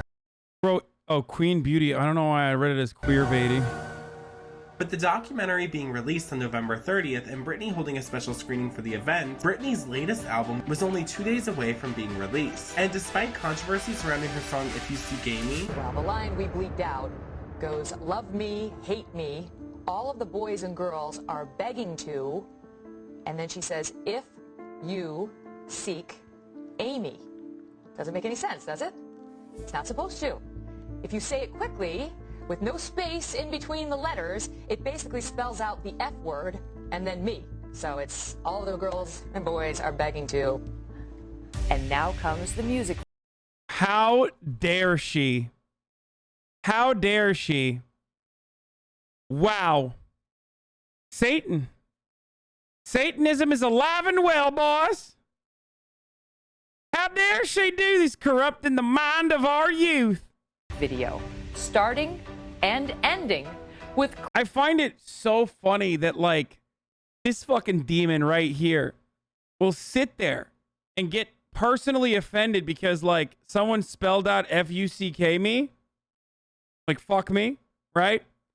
While simultaneously will turn around and in that same broadcast be like, Santa Claus is white. And if you blacks have anything to say about it, well, you're wrong. It's white. So is Jesus Christ. And it's like, okay, well, I think one is way more horrible than the other. Just saying, like, you're a piece of shit person.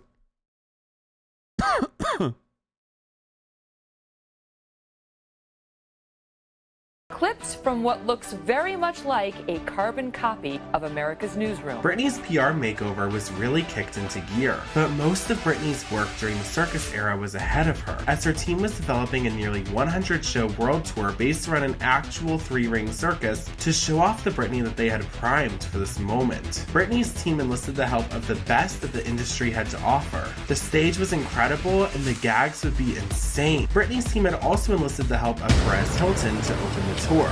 Perez Hilton talks about professionalism. When is it professional to publicly bash someone who's going through a hard time? Whom had previously trashed Britney in every way possible, but she shot him with a crossbow in the opening sequence, signifying her rise from the tabloids. Nonetheless, Larry Rudolph was quoted saying, the tour would blow people's minds and promises to show Britney's fans something they will never forget. Dude, why does this guy look like he just, put Vaseline all over his face at every moment?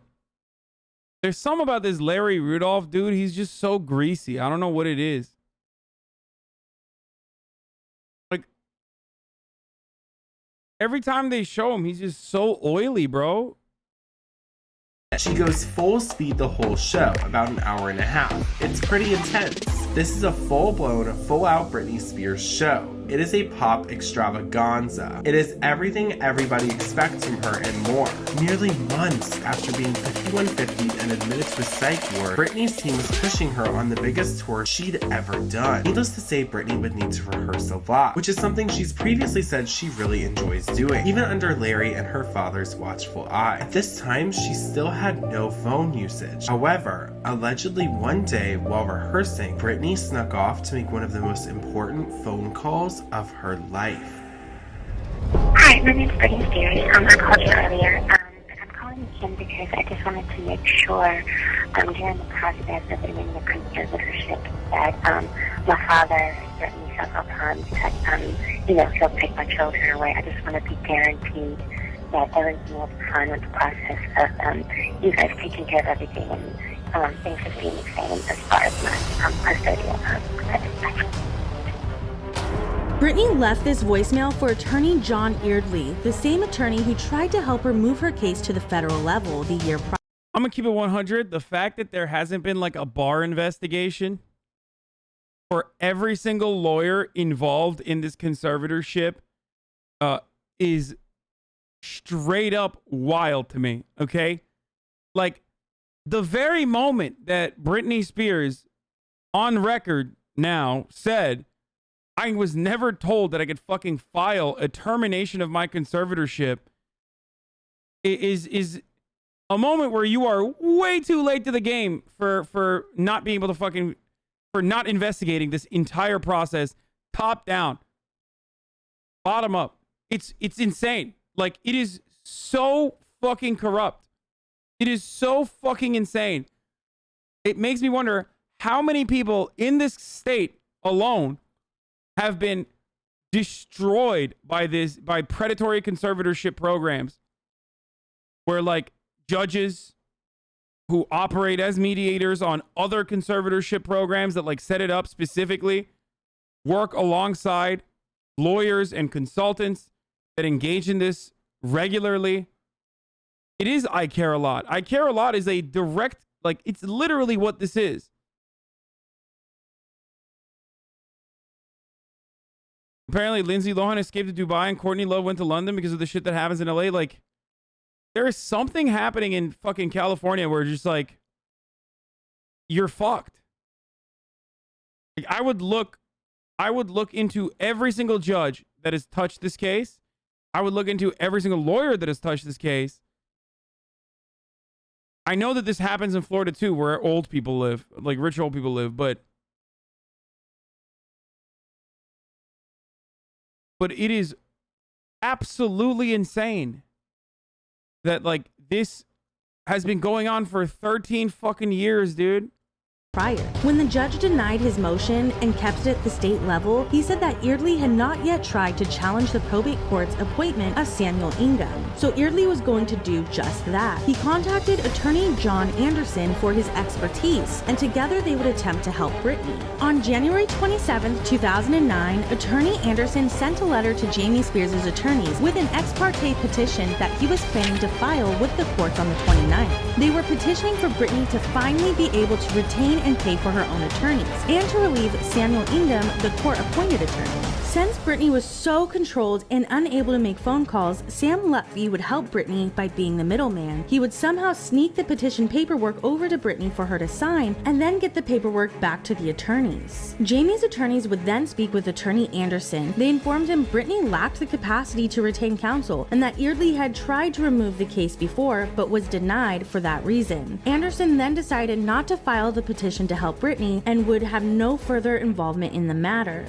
3 days later, Jamie Spears filed for a restraining order against Adnan, Britney's ex-boyfriend, Sam Lutfi, and attorney John Eardley. When Sam was acting as the middleman between Britney and the attorneys, he broke the agreement he made with Jamie back in July of 2008, stating he would cease contact with Britney. Jamie said upon reviewing phone records, Britney had spoken with both Adnan and Sam that month. Attorney John Eardley was included due to his connection with Sam Lutfi and his attempts at trying to assist Britney. The restraining order was granted temporarily with hearings to follow. At this point, Jamie had successfully obtained restraining orders on the last few people who had spent a year actively trying to get Britney out of the immensely controlling situation she was in. Allie Sims, Britney's cousin and previous assistant, spoke up as she hadn't heard from Britney since the conservatorship started. Allie said, "You know they're very controlling, and that's fine. And I just stepped back. I'm not going to fight 9 lawyers and parents." Sam Lutfi now decided to take legal action against Jamie and Lynn Spears. Jamie Spears had assaulted Sam by sneaking into Britney's house, bypassing her gate and guard, then proceeded to punch Sam in the chest back in January of 2008. And Lynn was being sued for defamation, mainly citing her 2008 declaration and her book Through the Storm, where Lynn had accused Sam of drugging Britney and not giving her access to phones or cars. But he wouldn't just sue Britney's parents, he would also sue Britney for breach of contract, airing out her personal life from her breaking point in 2007. He was one of the last few people trying to help Britney get out from under her estranged father's thumb, but now he was seeking compensation for the time he was her manager. Although they hadn't met yet, he alleged when Britney infamously shaved her head, it was to avoid drug testing, and that when he agreed to become her manager, he brought drug-sniffing dogs to her house, flushing a powdery white substance. He also stated he helped with the paparazzi so they would stop putting her in dangerous situations. If the paparazzi adhered to their rules, he would text them their location so they could get the pictures they needed.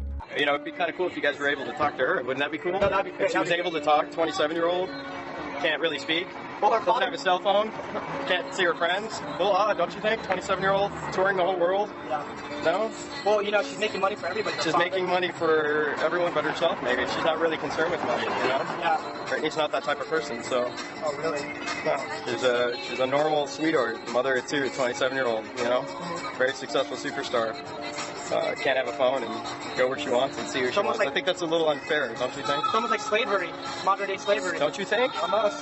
Sounds like it. Well, you know, maybe instead of you guys getting your info from other people, you should try to get a hold of her yourself and see what she has to say. I think you guys would be rather pretty surprised. If she talked to us, I would definitely film If she was allowed to. She was allowed. I'm sure she would love to talk to you guys. Yeah. But she's not allowed to.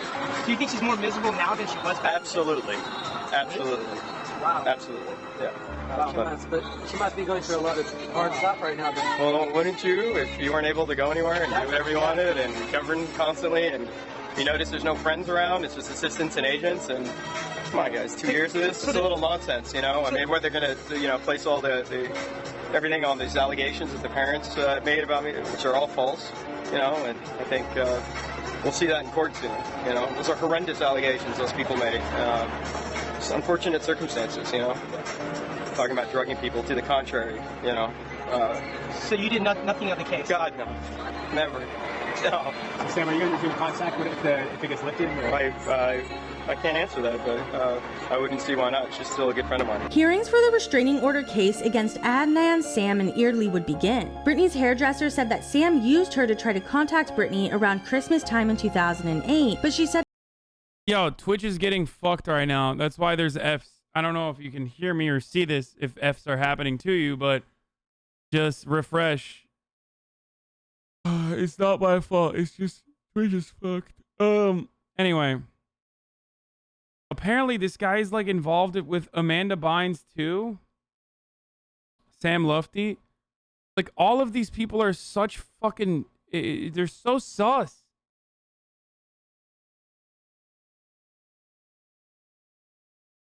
Said Britney told her that she is scared of Sam Lutfi. Sam's sister, Christina Lutfi, would also testify, saying Britney told her she fears her father and wants to get out from under his control. She was calling that she was, you know, sick of this conservatorship and her dad was controlling and she wants out and she just really wants Sam to find her a new lawyer, that she can't even have her own cell phone without them overhearing or controlling everything. I relayed the message to my brother to see if he could help her out. He said he'll see what he could do, excuse me.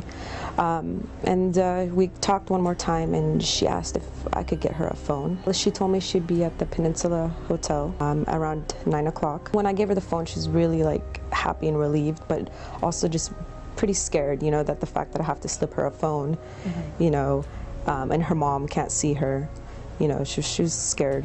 So she had to go hide it so no one would see. Blair Burke, an attorney for Jamie Spears, testified under oath saying Britney said she didn't know who Eardley was and did not want him as her attorney. Now, this testimony from Britney's father's attorney makes zero sense, considering the phone transcript obtained by OK Magazine from 2008, where Britney is contacting Eardley for help, and the leaked 2009 voicemail where she said her father was threatening her. However, the restraining orders were granted for 3 years. Friedman, Sam's attorney, said in regards to Britney Spears being deemed too incompetent to testify, the conservatorship was misusing a statute meant for the elderly or severely disabled adults to protect a singer who is currently on an international concert tour. One major reason Britney's parents said they needed the conservatorship was to protect Britney from Sam Lutfi and his control, but the conservatorship had now become the very thing they were trying to protect her from. While attorneys were arguing back in Los Angeles if Britney was incompetent or not, she was embarking on a new relationship with her agent Jason Trawick and her first live tour in 5 years. The circus tour would not only be her highest grossing tour, bringing in $131 million, but it would be a 4-leg international tour with more shows than she had ever done before. The Las Vegas residency that's going to come up soon was facilitated by Lou Taylor.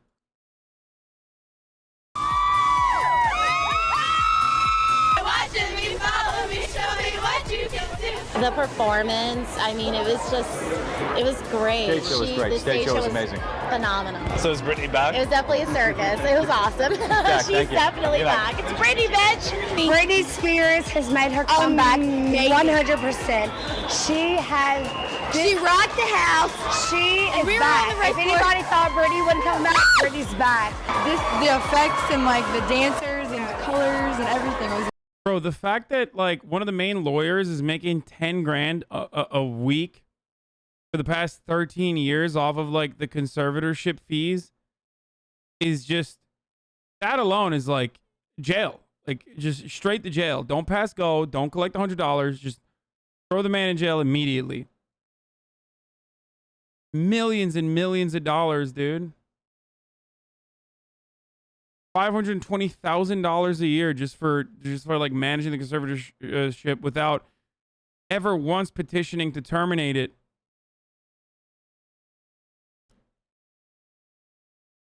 $6.7 million. Yeah.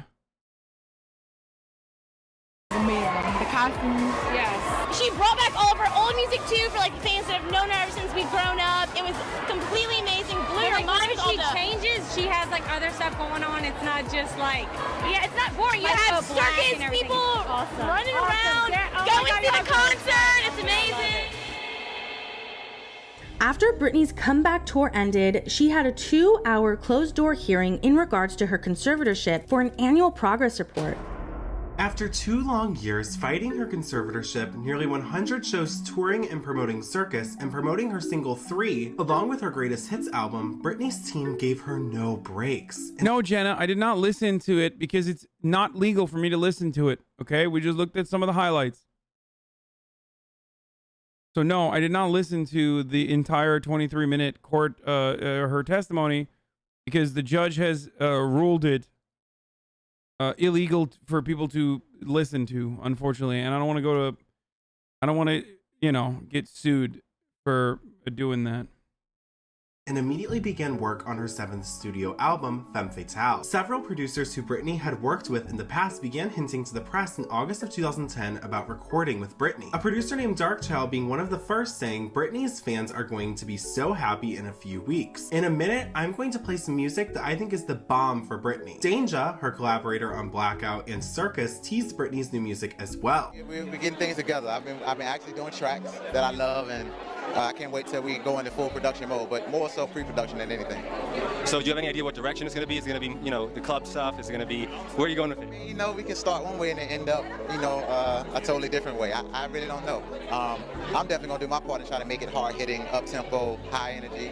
That's what I think we need, and that's what I'm shooting for. She's one of the biggest stars in the world, but what's it like to work with her in the studio?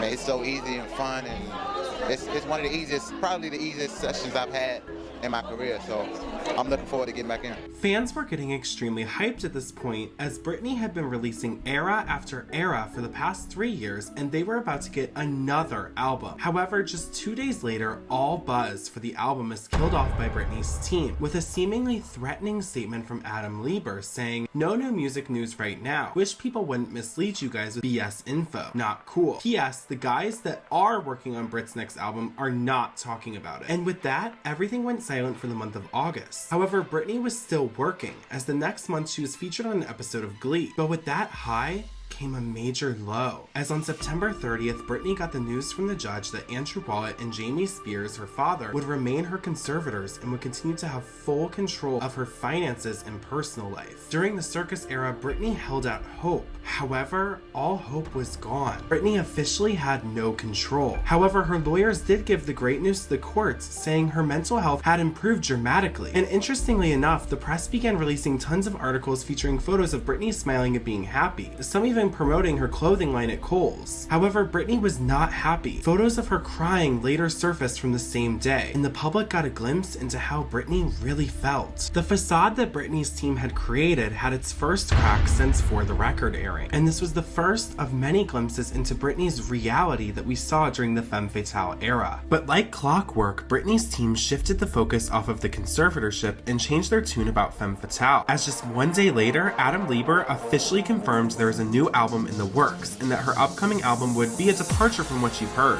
Okay, dude. Some of this Stan shit is like it's just like too much. Like these details are like they're getting.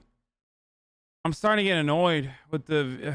It's just like I'm skipping. Yeah, why skip? It's way too much, dude. I'm getting a fucking headache. Like, just stick to the issues. Like, there's albums coming out. She's crying. Went on to say the statements attributed to Jason Alexander are a complete fabrication, as Britney has not had any form of communication with Mr. Alexander in years. They also called out the tabloids for being irresponsible. He reported the same day Britney was seen showing up to William Morris Endeavor Agency with Jason Trawick and presumably her management team about taking said legal action. And the next day on her birthday, the verified Britney Spears Twitter account tweeted out saying, "I'm almost done with my new album, and it will be coming out this March." I think the reason why they're hyper focusing on the album is because like this is made by stans, so they're like they care about that more, whereas I only care about the conservatorship, and I don't want to. I don't care about like her albums and all this other stuff that's going on behind the scenes. Like, do you see what I'm saying? Yeah, go tell your mom you love her. You shouldn't wait for me to read it for you to say that.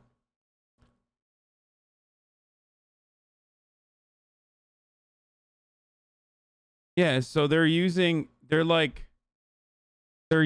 album. They're like pushing her to work. More album, more shows, more money. I got that. I just like I wanna see a conclusion. I wanna see like a. I'll be performing for the first time ever in a special concert in San Francisco's historic Castro District on Good Morning America. And I promise you, it'll be a morning to remember. See you soon. She was recording the Till the World Ends music video, releasing and promoting the new album, and recording a short interview about the album for MTV. However, this interview would be much less personal than For the Record, as I Am Femme Fatale was centered around Britney recording the music video for Till the World Ends and preparing for her first big televised performance promoting Femme Fatale. In an effort to illustrate how hard Britney worked on these music video sets, her team unknowingly exposed themselves for showing how hard they push and control every aspect of Britney's life and career. You know, can we wrap this thing up? We're gonna go for 10 minutes and done? Okay, sorry. You have 10 minutes and you're done. I wanna go in there, it's too hot. It's disgusting. The set was a little much. We filmed most of this video in an underground meat plant. It's just like grimy and it was gross and it felt like there was like poop everywhere when there really wasn't. It was just sweat and it was just disgusting sometimes. When I Am Femme Fatale aired on MTV, you see a very well put together Britney, someone who had been pushed by her team, betrayed by her friends, released 4 fragrances, 3 major projects, and nearly 100 shows in the past 3 years. Earning money she couldn't even control herself, putting on an amazing show. The Femme Fatale press tour also served as a very enlightening era regarding the little to no freedom Britney had to speak her mind, as the process to be able to interview Britney was extensive. Carson Daly revealed this on Twitter when he came for Britney's team, saying, "I was just told my Britney Spears interview tomorrow on AMP Radio must be pre-recorded and submitted for approval by her management before it can air. F that. Never that restricted. Even when I interviewed Michael Jackson, it wasn't anything like this. It's really insane." Someone called him unprofessional, and Carson responded saying, "I'm unprofessional? Faking an entire interview? Just shocked management won't let her do a normal interview. She probably doesn't even know," stating this had nothing to do with her, just her people. This press tour was a large indicator for where Britney was in her life. So much so that Sam Lutfi used it as evidence for Britney to testify in his case against her conservatorship. Sam had continually fought for Britney to testify in his case. However, Britney's parents had successfully blocked this, deeming her mentally incapable of testifying in the past. However, Sam asked the judge to order a psychiatric evaluation on Britney to prove that she was capable of testifying, and even ordered his own psychiatric evaluation of the Femme Fatale press tour from the UCLA assistant professor of psychiatry, Joshua Pretsky. Joshua is quoted saying, "In the Ryan Seacrest interview, Britney Spears is interviewed at length, and she responds logically and coherently to questions, evidencing logical." This is the thing that I don't understand. It's not like she's not in front of the fucking camera. This doesn't mean anything, by the way. It doesn't matter. Like, you actually, it's kind of wild that a fucking psychiatrist, a professor of psychiatry nonetheless, would openly state a medical opinion like this without actually fucking diagnosing the person, like off of a interview that could be edited. Like, you have no idea. That's wild. So that's number one. So I don't know how this doctor just said this shit, okay? So that's one. Two, you mean a doctor? It doesn't matter that they're a fucking doctor, dude. You can't... Have you met fucking psychiatrists? Like, you're not allowed to do that. Anyway, regardless, in the interview, he's saying he's evaluating the interview, but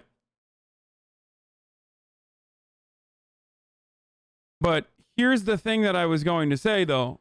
He's not wrong. And what I mean by that is it's insane to me that it's insane to me that this person has been in front of the cameras, like, very clearly demonstrating competency, very clearly, like, traveling. It's not like she's behind the scenes. She's, like, hidden. She's on camera. She's doing interviews. And yet, like, her fucking team of lawyers are still considering her to be medically unable to take care of herself. And that makes no sense.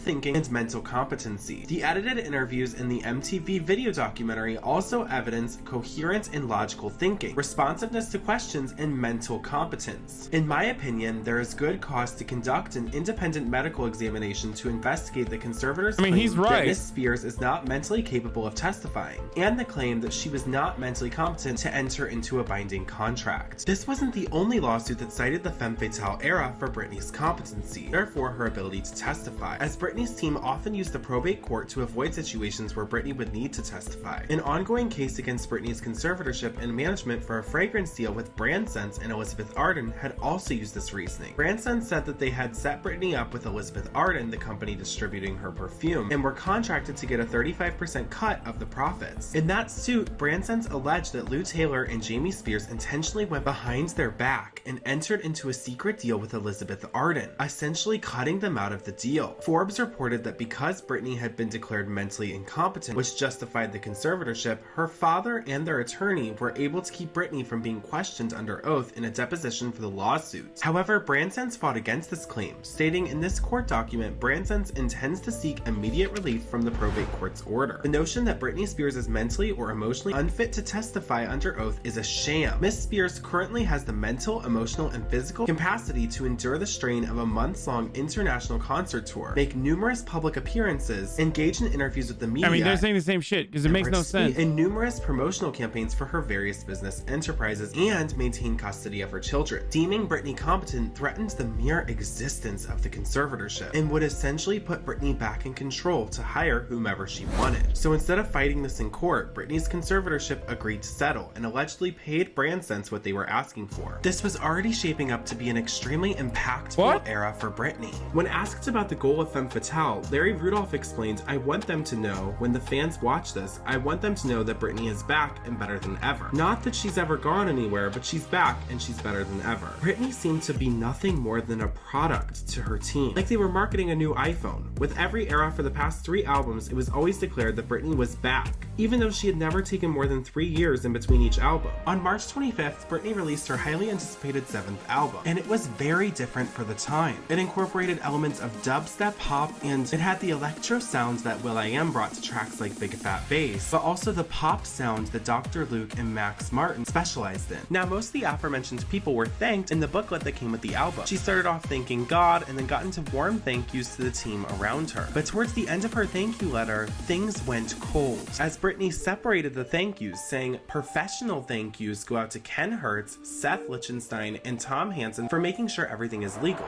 and to Lou Taylor, there we go. Lou Taylor, Robin Greenhill, and TriStar for counting my pennies. At this point, Lou Taylor had weaseled her way into every member of the Spears family's lives. A woman who Britney originally labeled a stalker was now Britney's business manager. Subsequently, the last of Britney's charity, the Britney Spears Foundation's funds were allegedly donated to 2 different charities, one of them being Mercy Ministries, an organization supported by Lou's husband's church, as reported by Roger Friedman of Showbiz 411. If you go to the website of Calvary Chapel, the church that Lou Taylor's husband is a pastor over, over and go to their missions ministries. Mercy Multiplied, formerly Mercy Ministries, is the first organization on the list. Their website states Mercy Multiplied serves young women who face a combination of life-controlling issues such as eating disorders, drug and alcohol addiction, depression, and unplanned pregnancy. Mercy also serves young women who have been physically and abused, including victims of trafficking. However, a simple Google search will reveal everything you need to know about Mercy Ministries, as several women came forward in 2008 and shared their horrific stories with the Sydney Morning Herald. Nancy Alcorn, the founder and president of Mercy Ministries, is quoted saying, "We deal with areas of demonic oppression. If there's demonic activity, like if somebody's opened themselves up to the spirit of lust through or lots of promiscuous activity or something like that, then we've opened the door for demonic powers, and secular psychiatrists want to medicate things like that. But Jesus did not say to medicate a demon. He said to cast them out." And that's... Are you fucking joking, dude? Wait. Normal Christianity. Hold on. What the fuck? What is happening to my fucking computer?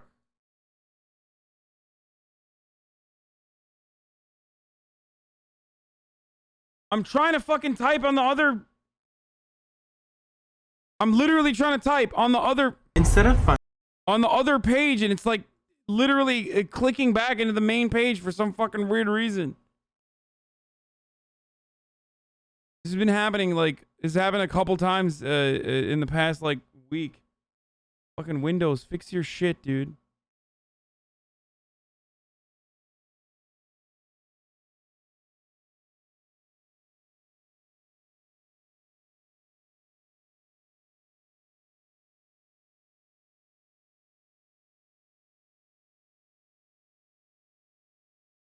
Wait, I need to see what this guy was talking about, the news articles he's talking about.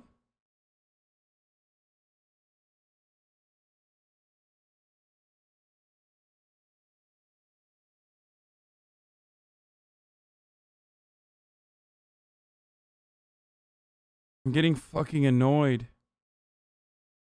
Bro, I will never cover furry related news, okay? You need to just take a fucking day off. Stop spamming cover furry related news. I think it's from your Google Captions thing. When the caption window expires, it refocuses your cursor on the window. Yeah.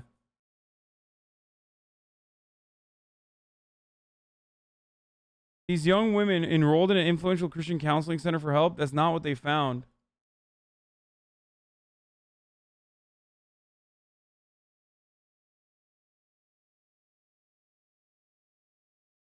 Mercy Ministries, a network of inpatient facilities that treat young women with mental illness.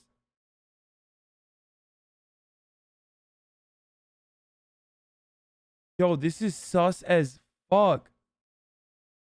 So this woman's husband is a pastor. This woman's husband is a pastor at this, like, very weird ministry that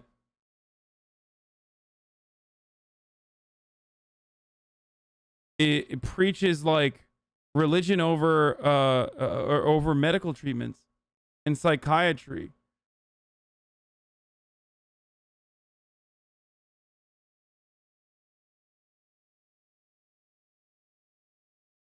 I feel like I'm losing my fucking mind, dude. How deep does this goddamn rabbit hole go? What is it called now? Mercy Ministries turned into what? Mercy Homes?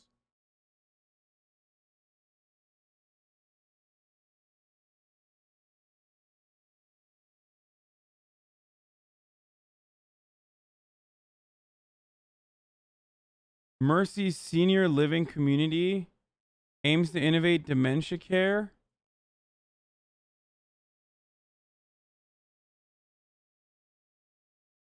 Mercy Multiplied. This is really common in the mental health industry. Any private business can get away with abuse, especially if they're religious. Dude, what the fuck? Just change your name and then move on, you know? Yeah, they do residential counseling and outreach services. They're a nonprofit Christian organization.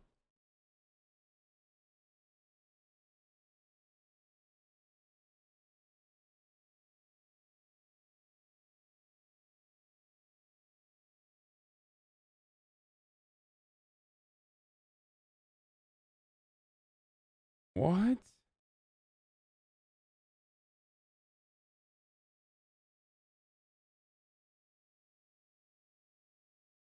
Women of influence, Nancy Alcorn of Mercy Multiplied.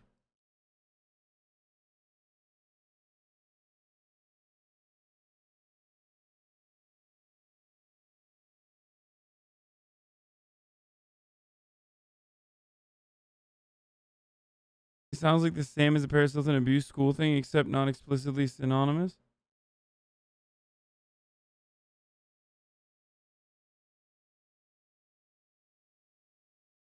Dude, okay, I'm just running the fucking ad. You guys are so annoying. Here, like, here's the ad, okay? God damn. Please stop fucking crying about, like, me preemptively running an ad, okay? Blast through. Or Here, I ran it. Just stop fucking crying. US activity or something like that. Then we've opened the door for demonic powers, and secular psychiatrists want to medicate things like that. But Jesus did not say to medicate a demon. He said to cast them out. And that's supposed to be a part of normal Christianity. Instead of funding children's passion for the performing arts, the money was now going towards Mercy Multiplied. In a March video posted to her website, Britney teased that the Femme Fatale tour was going to be her best tour yet. And with Rihanna's remix of S&M featuring Britney going #1, Britney tirelessly rehearsing with Nicki Minaj as her opening act, she was ready to hit the road. I don't know, we can't wait for the tour. So come on, what can we expect? There's a lot of surprises in the show. I think the show is just more me than any show I've ever done. It's a lot of fun. Have you actually missed being on the road? Yes, I have actually. It's a lifestyle. It's a way of life, definitely. It can be kind of grueling sometimes, but for the most part, it's a lot of fun. You know, you're somewhere different every day, and you never know what to expect, and it's a lot of fun. Kind of like a gypsy, you just... Yeah. I actually got to sit in the rehearsals, see the whole of the tour being rehearsed in this massive soundstage. Britney would grace the stage performing nearly 22 songs in 5 different sections themed around powerful women throughout the ages. And to say the stage was elaborate is an understatement. The show was extremely high-production. Okay, dude, like, goddamn, like, the fandom just, like, jumps out aggressively. Get back to the weird shit. This tour, which was good. Okay. Fires down. This is all she ever had in her life. Thus, the tour came to a close. Britney's boyfriend, Jason Trawick, proposed. And thus, she was now an engaged mother, working harder than she ever had in her life. The Femme Fatale era was a great success, and still has a lasting impact to this day, as TikTok picked the song back up in early 2020 and pushed it to be one of her most liked music videos on YouTube of all time. As 2011 came to a close, reflecting back, Britney worked the entire year and powered through some really tough times. And 2012 would hold major events for Britney. As 2012 began, rumors were swirling about who would judge the next season of Simon Cowell's hit show, The X Factor. After leaving American Idol the previous year, Simon brought his wildly popular UK singing competition show to the US, and it was a major success. And with Paula Abdul and Nicole Scherzinger absent from the panel, Simon was on the search for the next major judge that would serve this next season. However, this wasn't an easy task, as being an X Factor judge wasn't just laughing at bad contestants and passing people through the rounds. X Factor judges were mentors to their groups and had to coach them vocally through each round. It didn't just take an eye for talent. You needed to care about your contestants. Not to mention, in the early 2010s, singing competition shows were all the rage, and The Voice, American Idol, and The X Factor. Later, they were her #1 priority. At this point, Jason Trawick, who is the fiance of Britney Spears, his application to become Britney's co-conservator. But not in managing her assets. That is overseen between her father and another. Bro, what the fuck is going on? Like, literally everyone that is around this person's life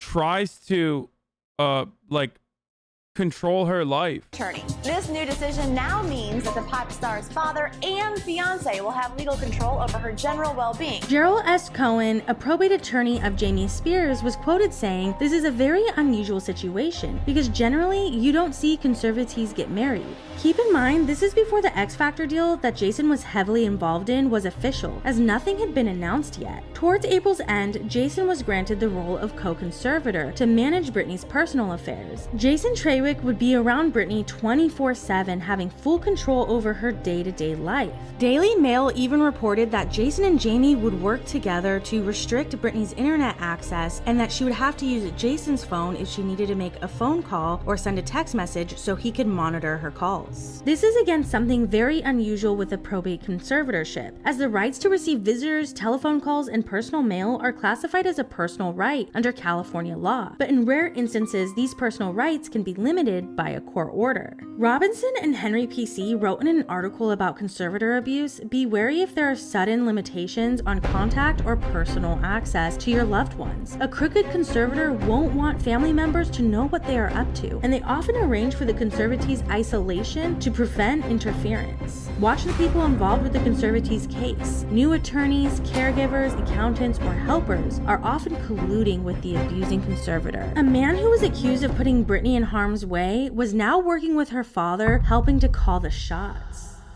A few weeks after Jason took control and months of speculation about whether Britney would be joining the X Factor panel, it was officially announced that Britney Spears would be joining the show for its second season, and that same month, the auditions process in front of the judges began. This portion of the season was pre-recorded and filmed through July, scouting all the talent that 5 major cities had to offer. And after filming, Judge Goetz wanted to see, citing that Britney wasn't mentally competent to testify as a witness. However, Sam Lutfi told media outlets that if Britney Spears can pull in $15 million to judge X Factor, she sure as hell is competent enough to testify in court, and allegedly even included a DVD of Britney on the X Factor to show that she was in fact competent. However, Judge Goetz later ruled that putting Britney on the stand would cause her irreparable harm and immediate danger. And Jason Why? Yo, what the fuck is up with this judge? Why?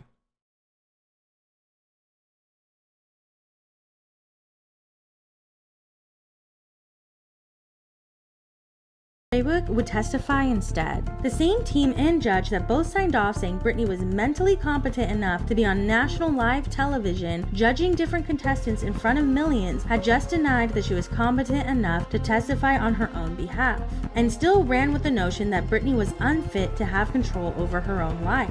Something as simple as hopping in her Mercedes to get iced coffee had never been something she could easily do, as the media had taken her freedom in the past years, but now Britney was fighting an entirely new beast: her supposed fiance, the court of law, and her own family. This wasn't just something difficult for her to do, it was something she was not allowed to do. Britney was fighting an uphill battle, and it would only get worse. As the X Factor was gearing up to premiere, Britney and Simon Cowell embarked on a press tour to promote the show. I didn't know much about her, and I was fascinated when I watched the show back, because there's a lot of stuff behind the scenes where I think you really get to know Britney as a person. And she's fun, has a great sense of humor, and she's got a lot to say about the contestants.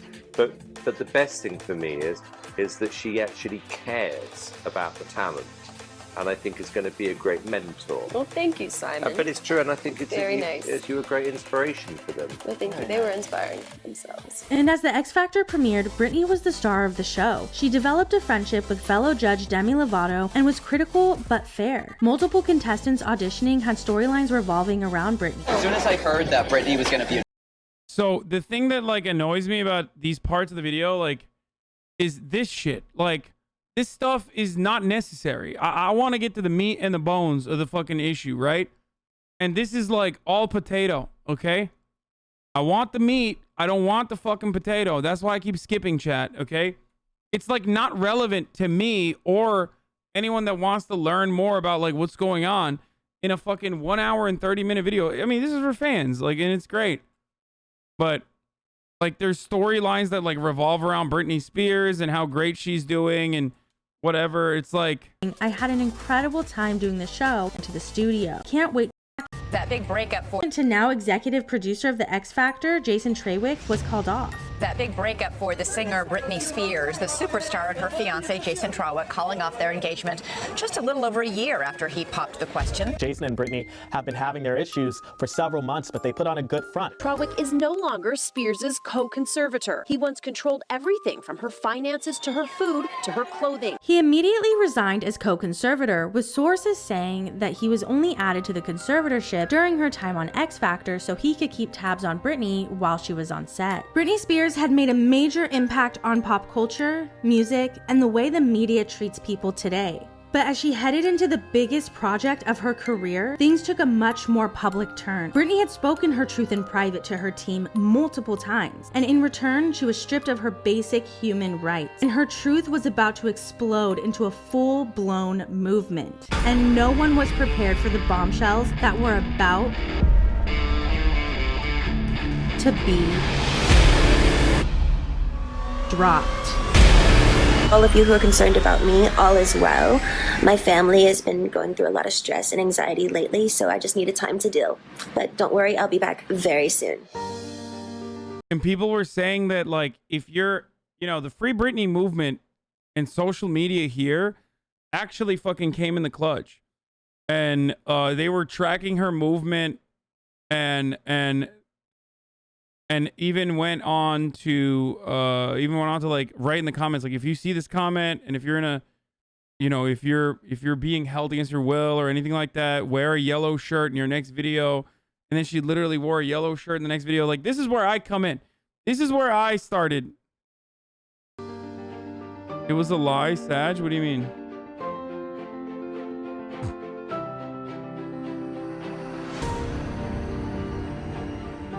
What the fuck is this? Is this like the Free Britney shit? What the fuck? Hashtag all eyes on Britney. Up a 2-year residency at the Planet Hollywood in Las Vegas. By the way, this was literally facilitated by that lady, the power broker, who is married, Lou Taylor, who's like a Hollywood power broker, who's married to the guy who is a pastor at Mercy Hill or whatever the fuck, Mercy Multiplied now, who has a very questionable beliefs. They're like,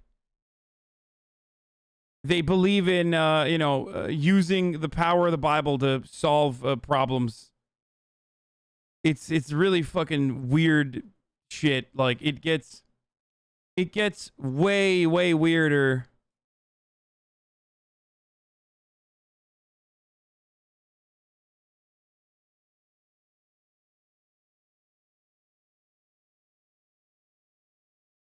It gets way, way, way weirder after this.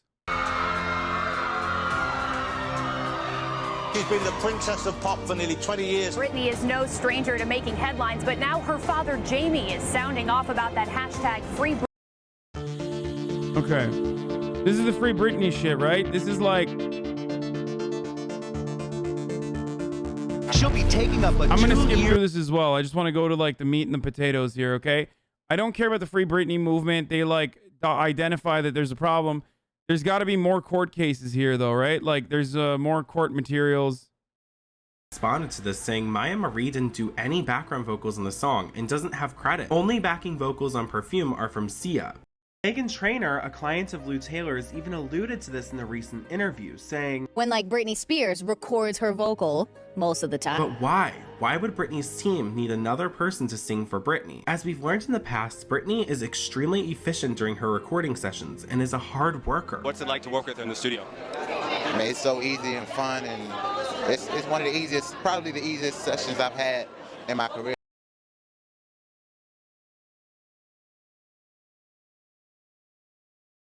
Skipping the whole course. Yeah, I think I'm done with this. Sorry, boys. You're being kind of annoying. I just, like, I don't know. Maybe I'll return to part 4 tomorrow. But I'm getting fucking annoyed with the chat.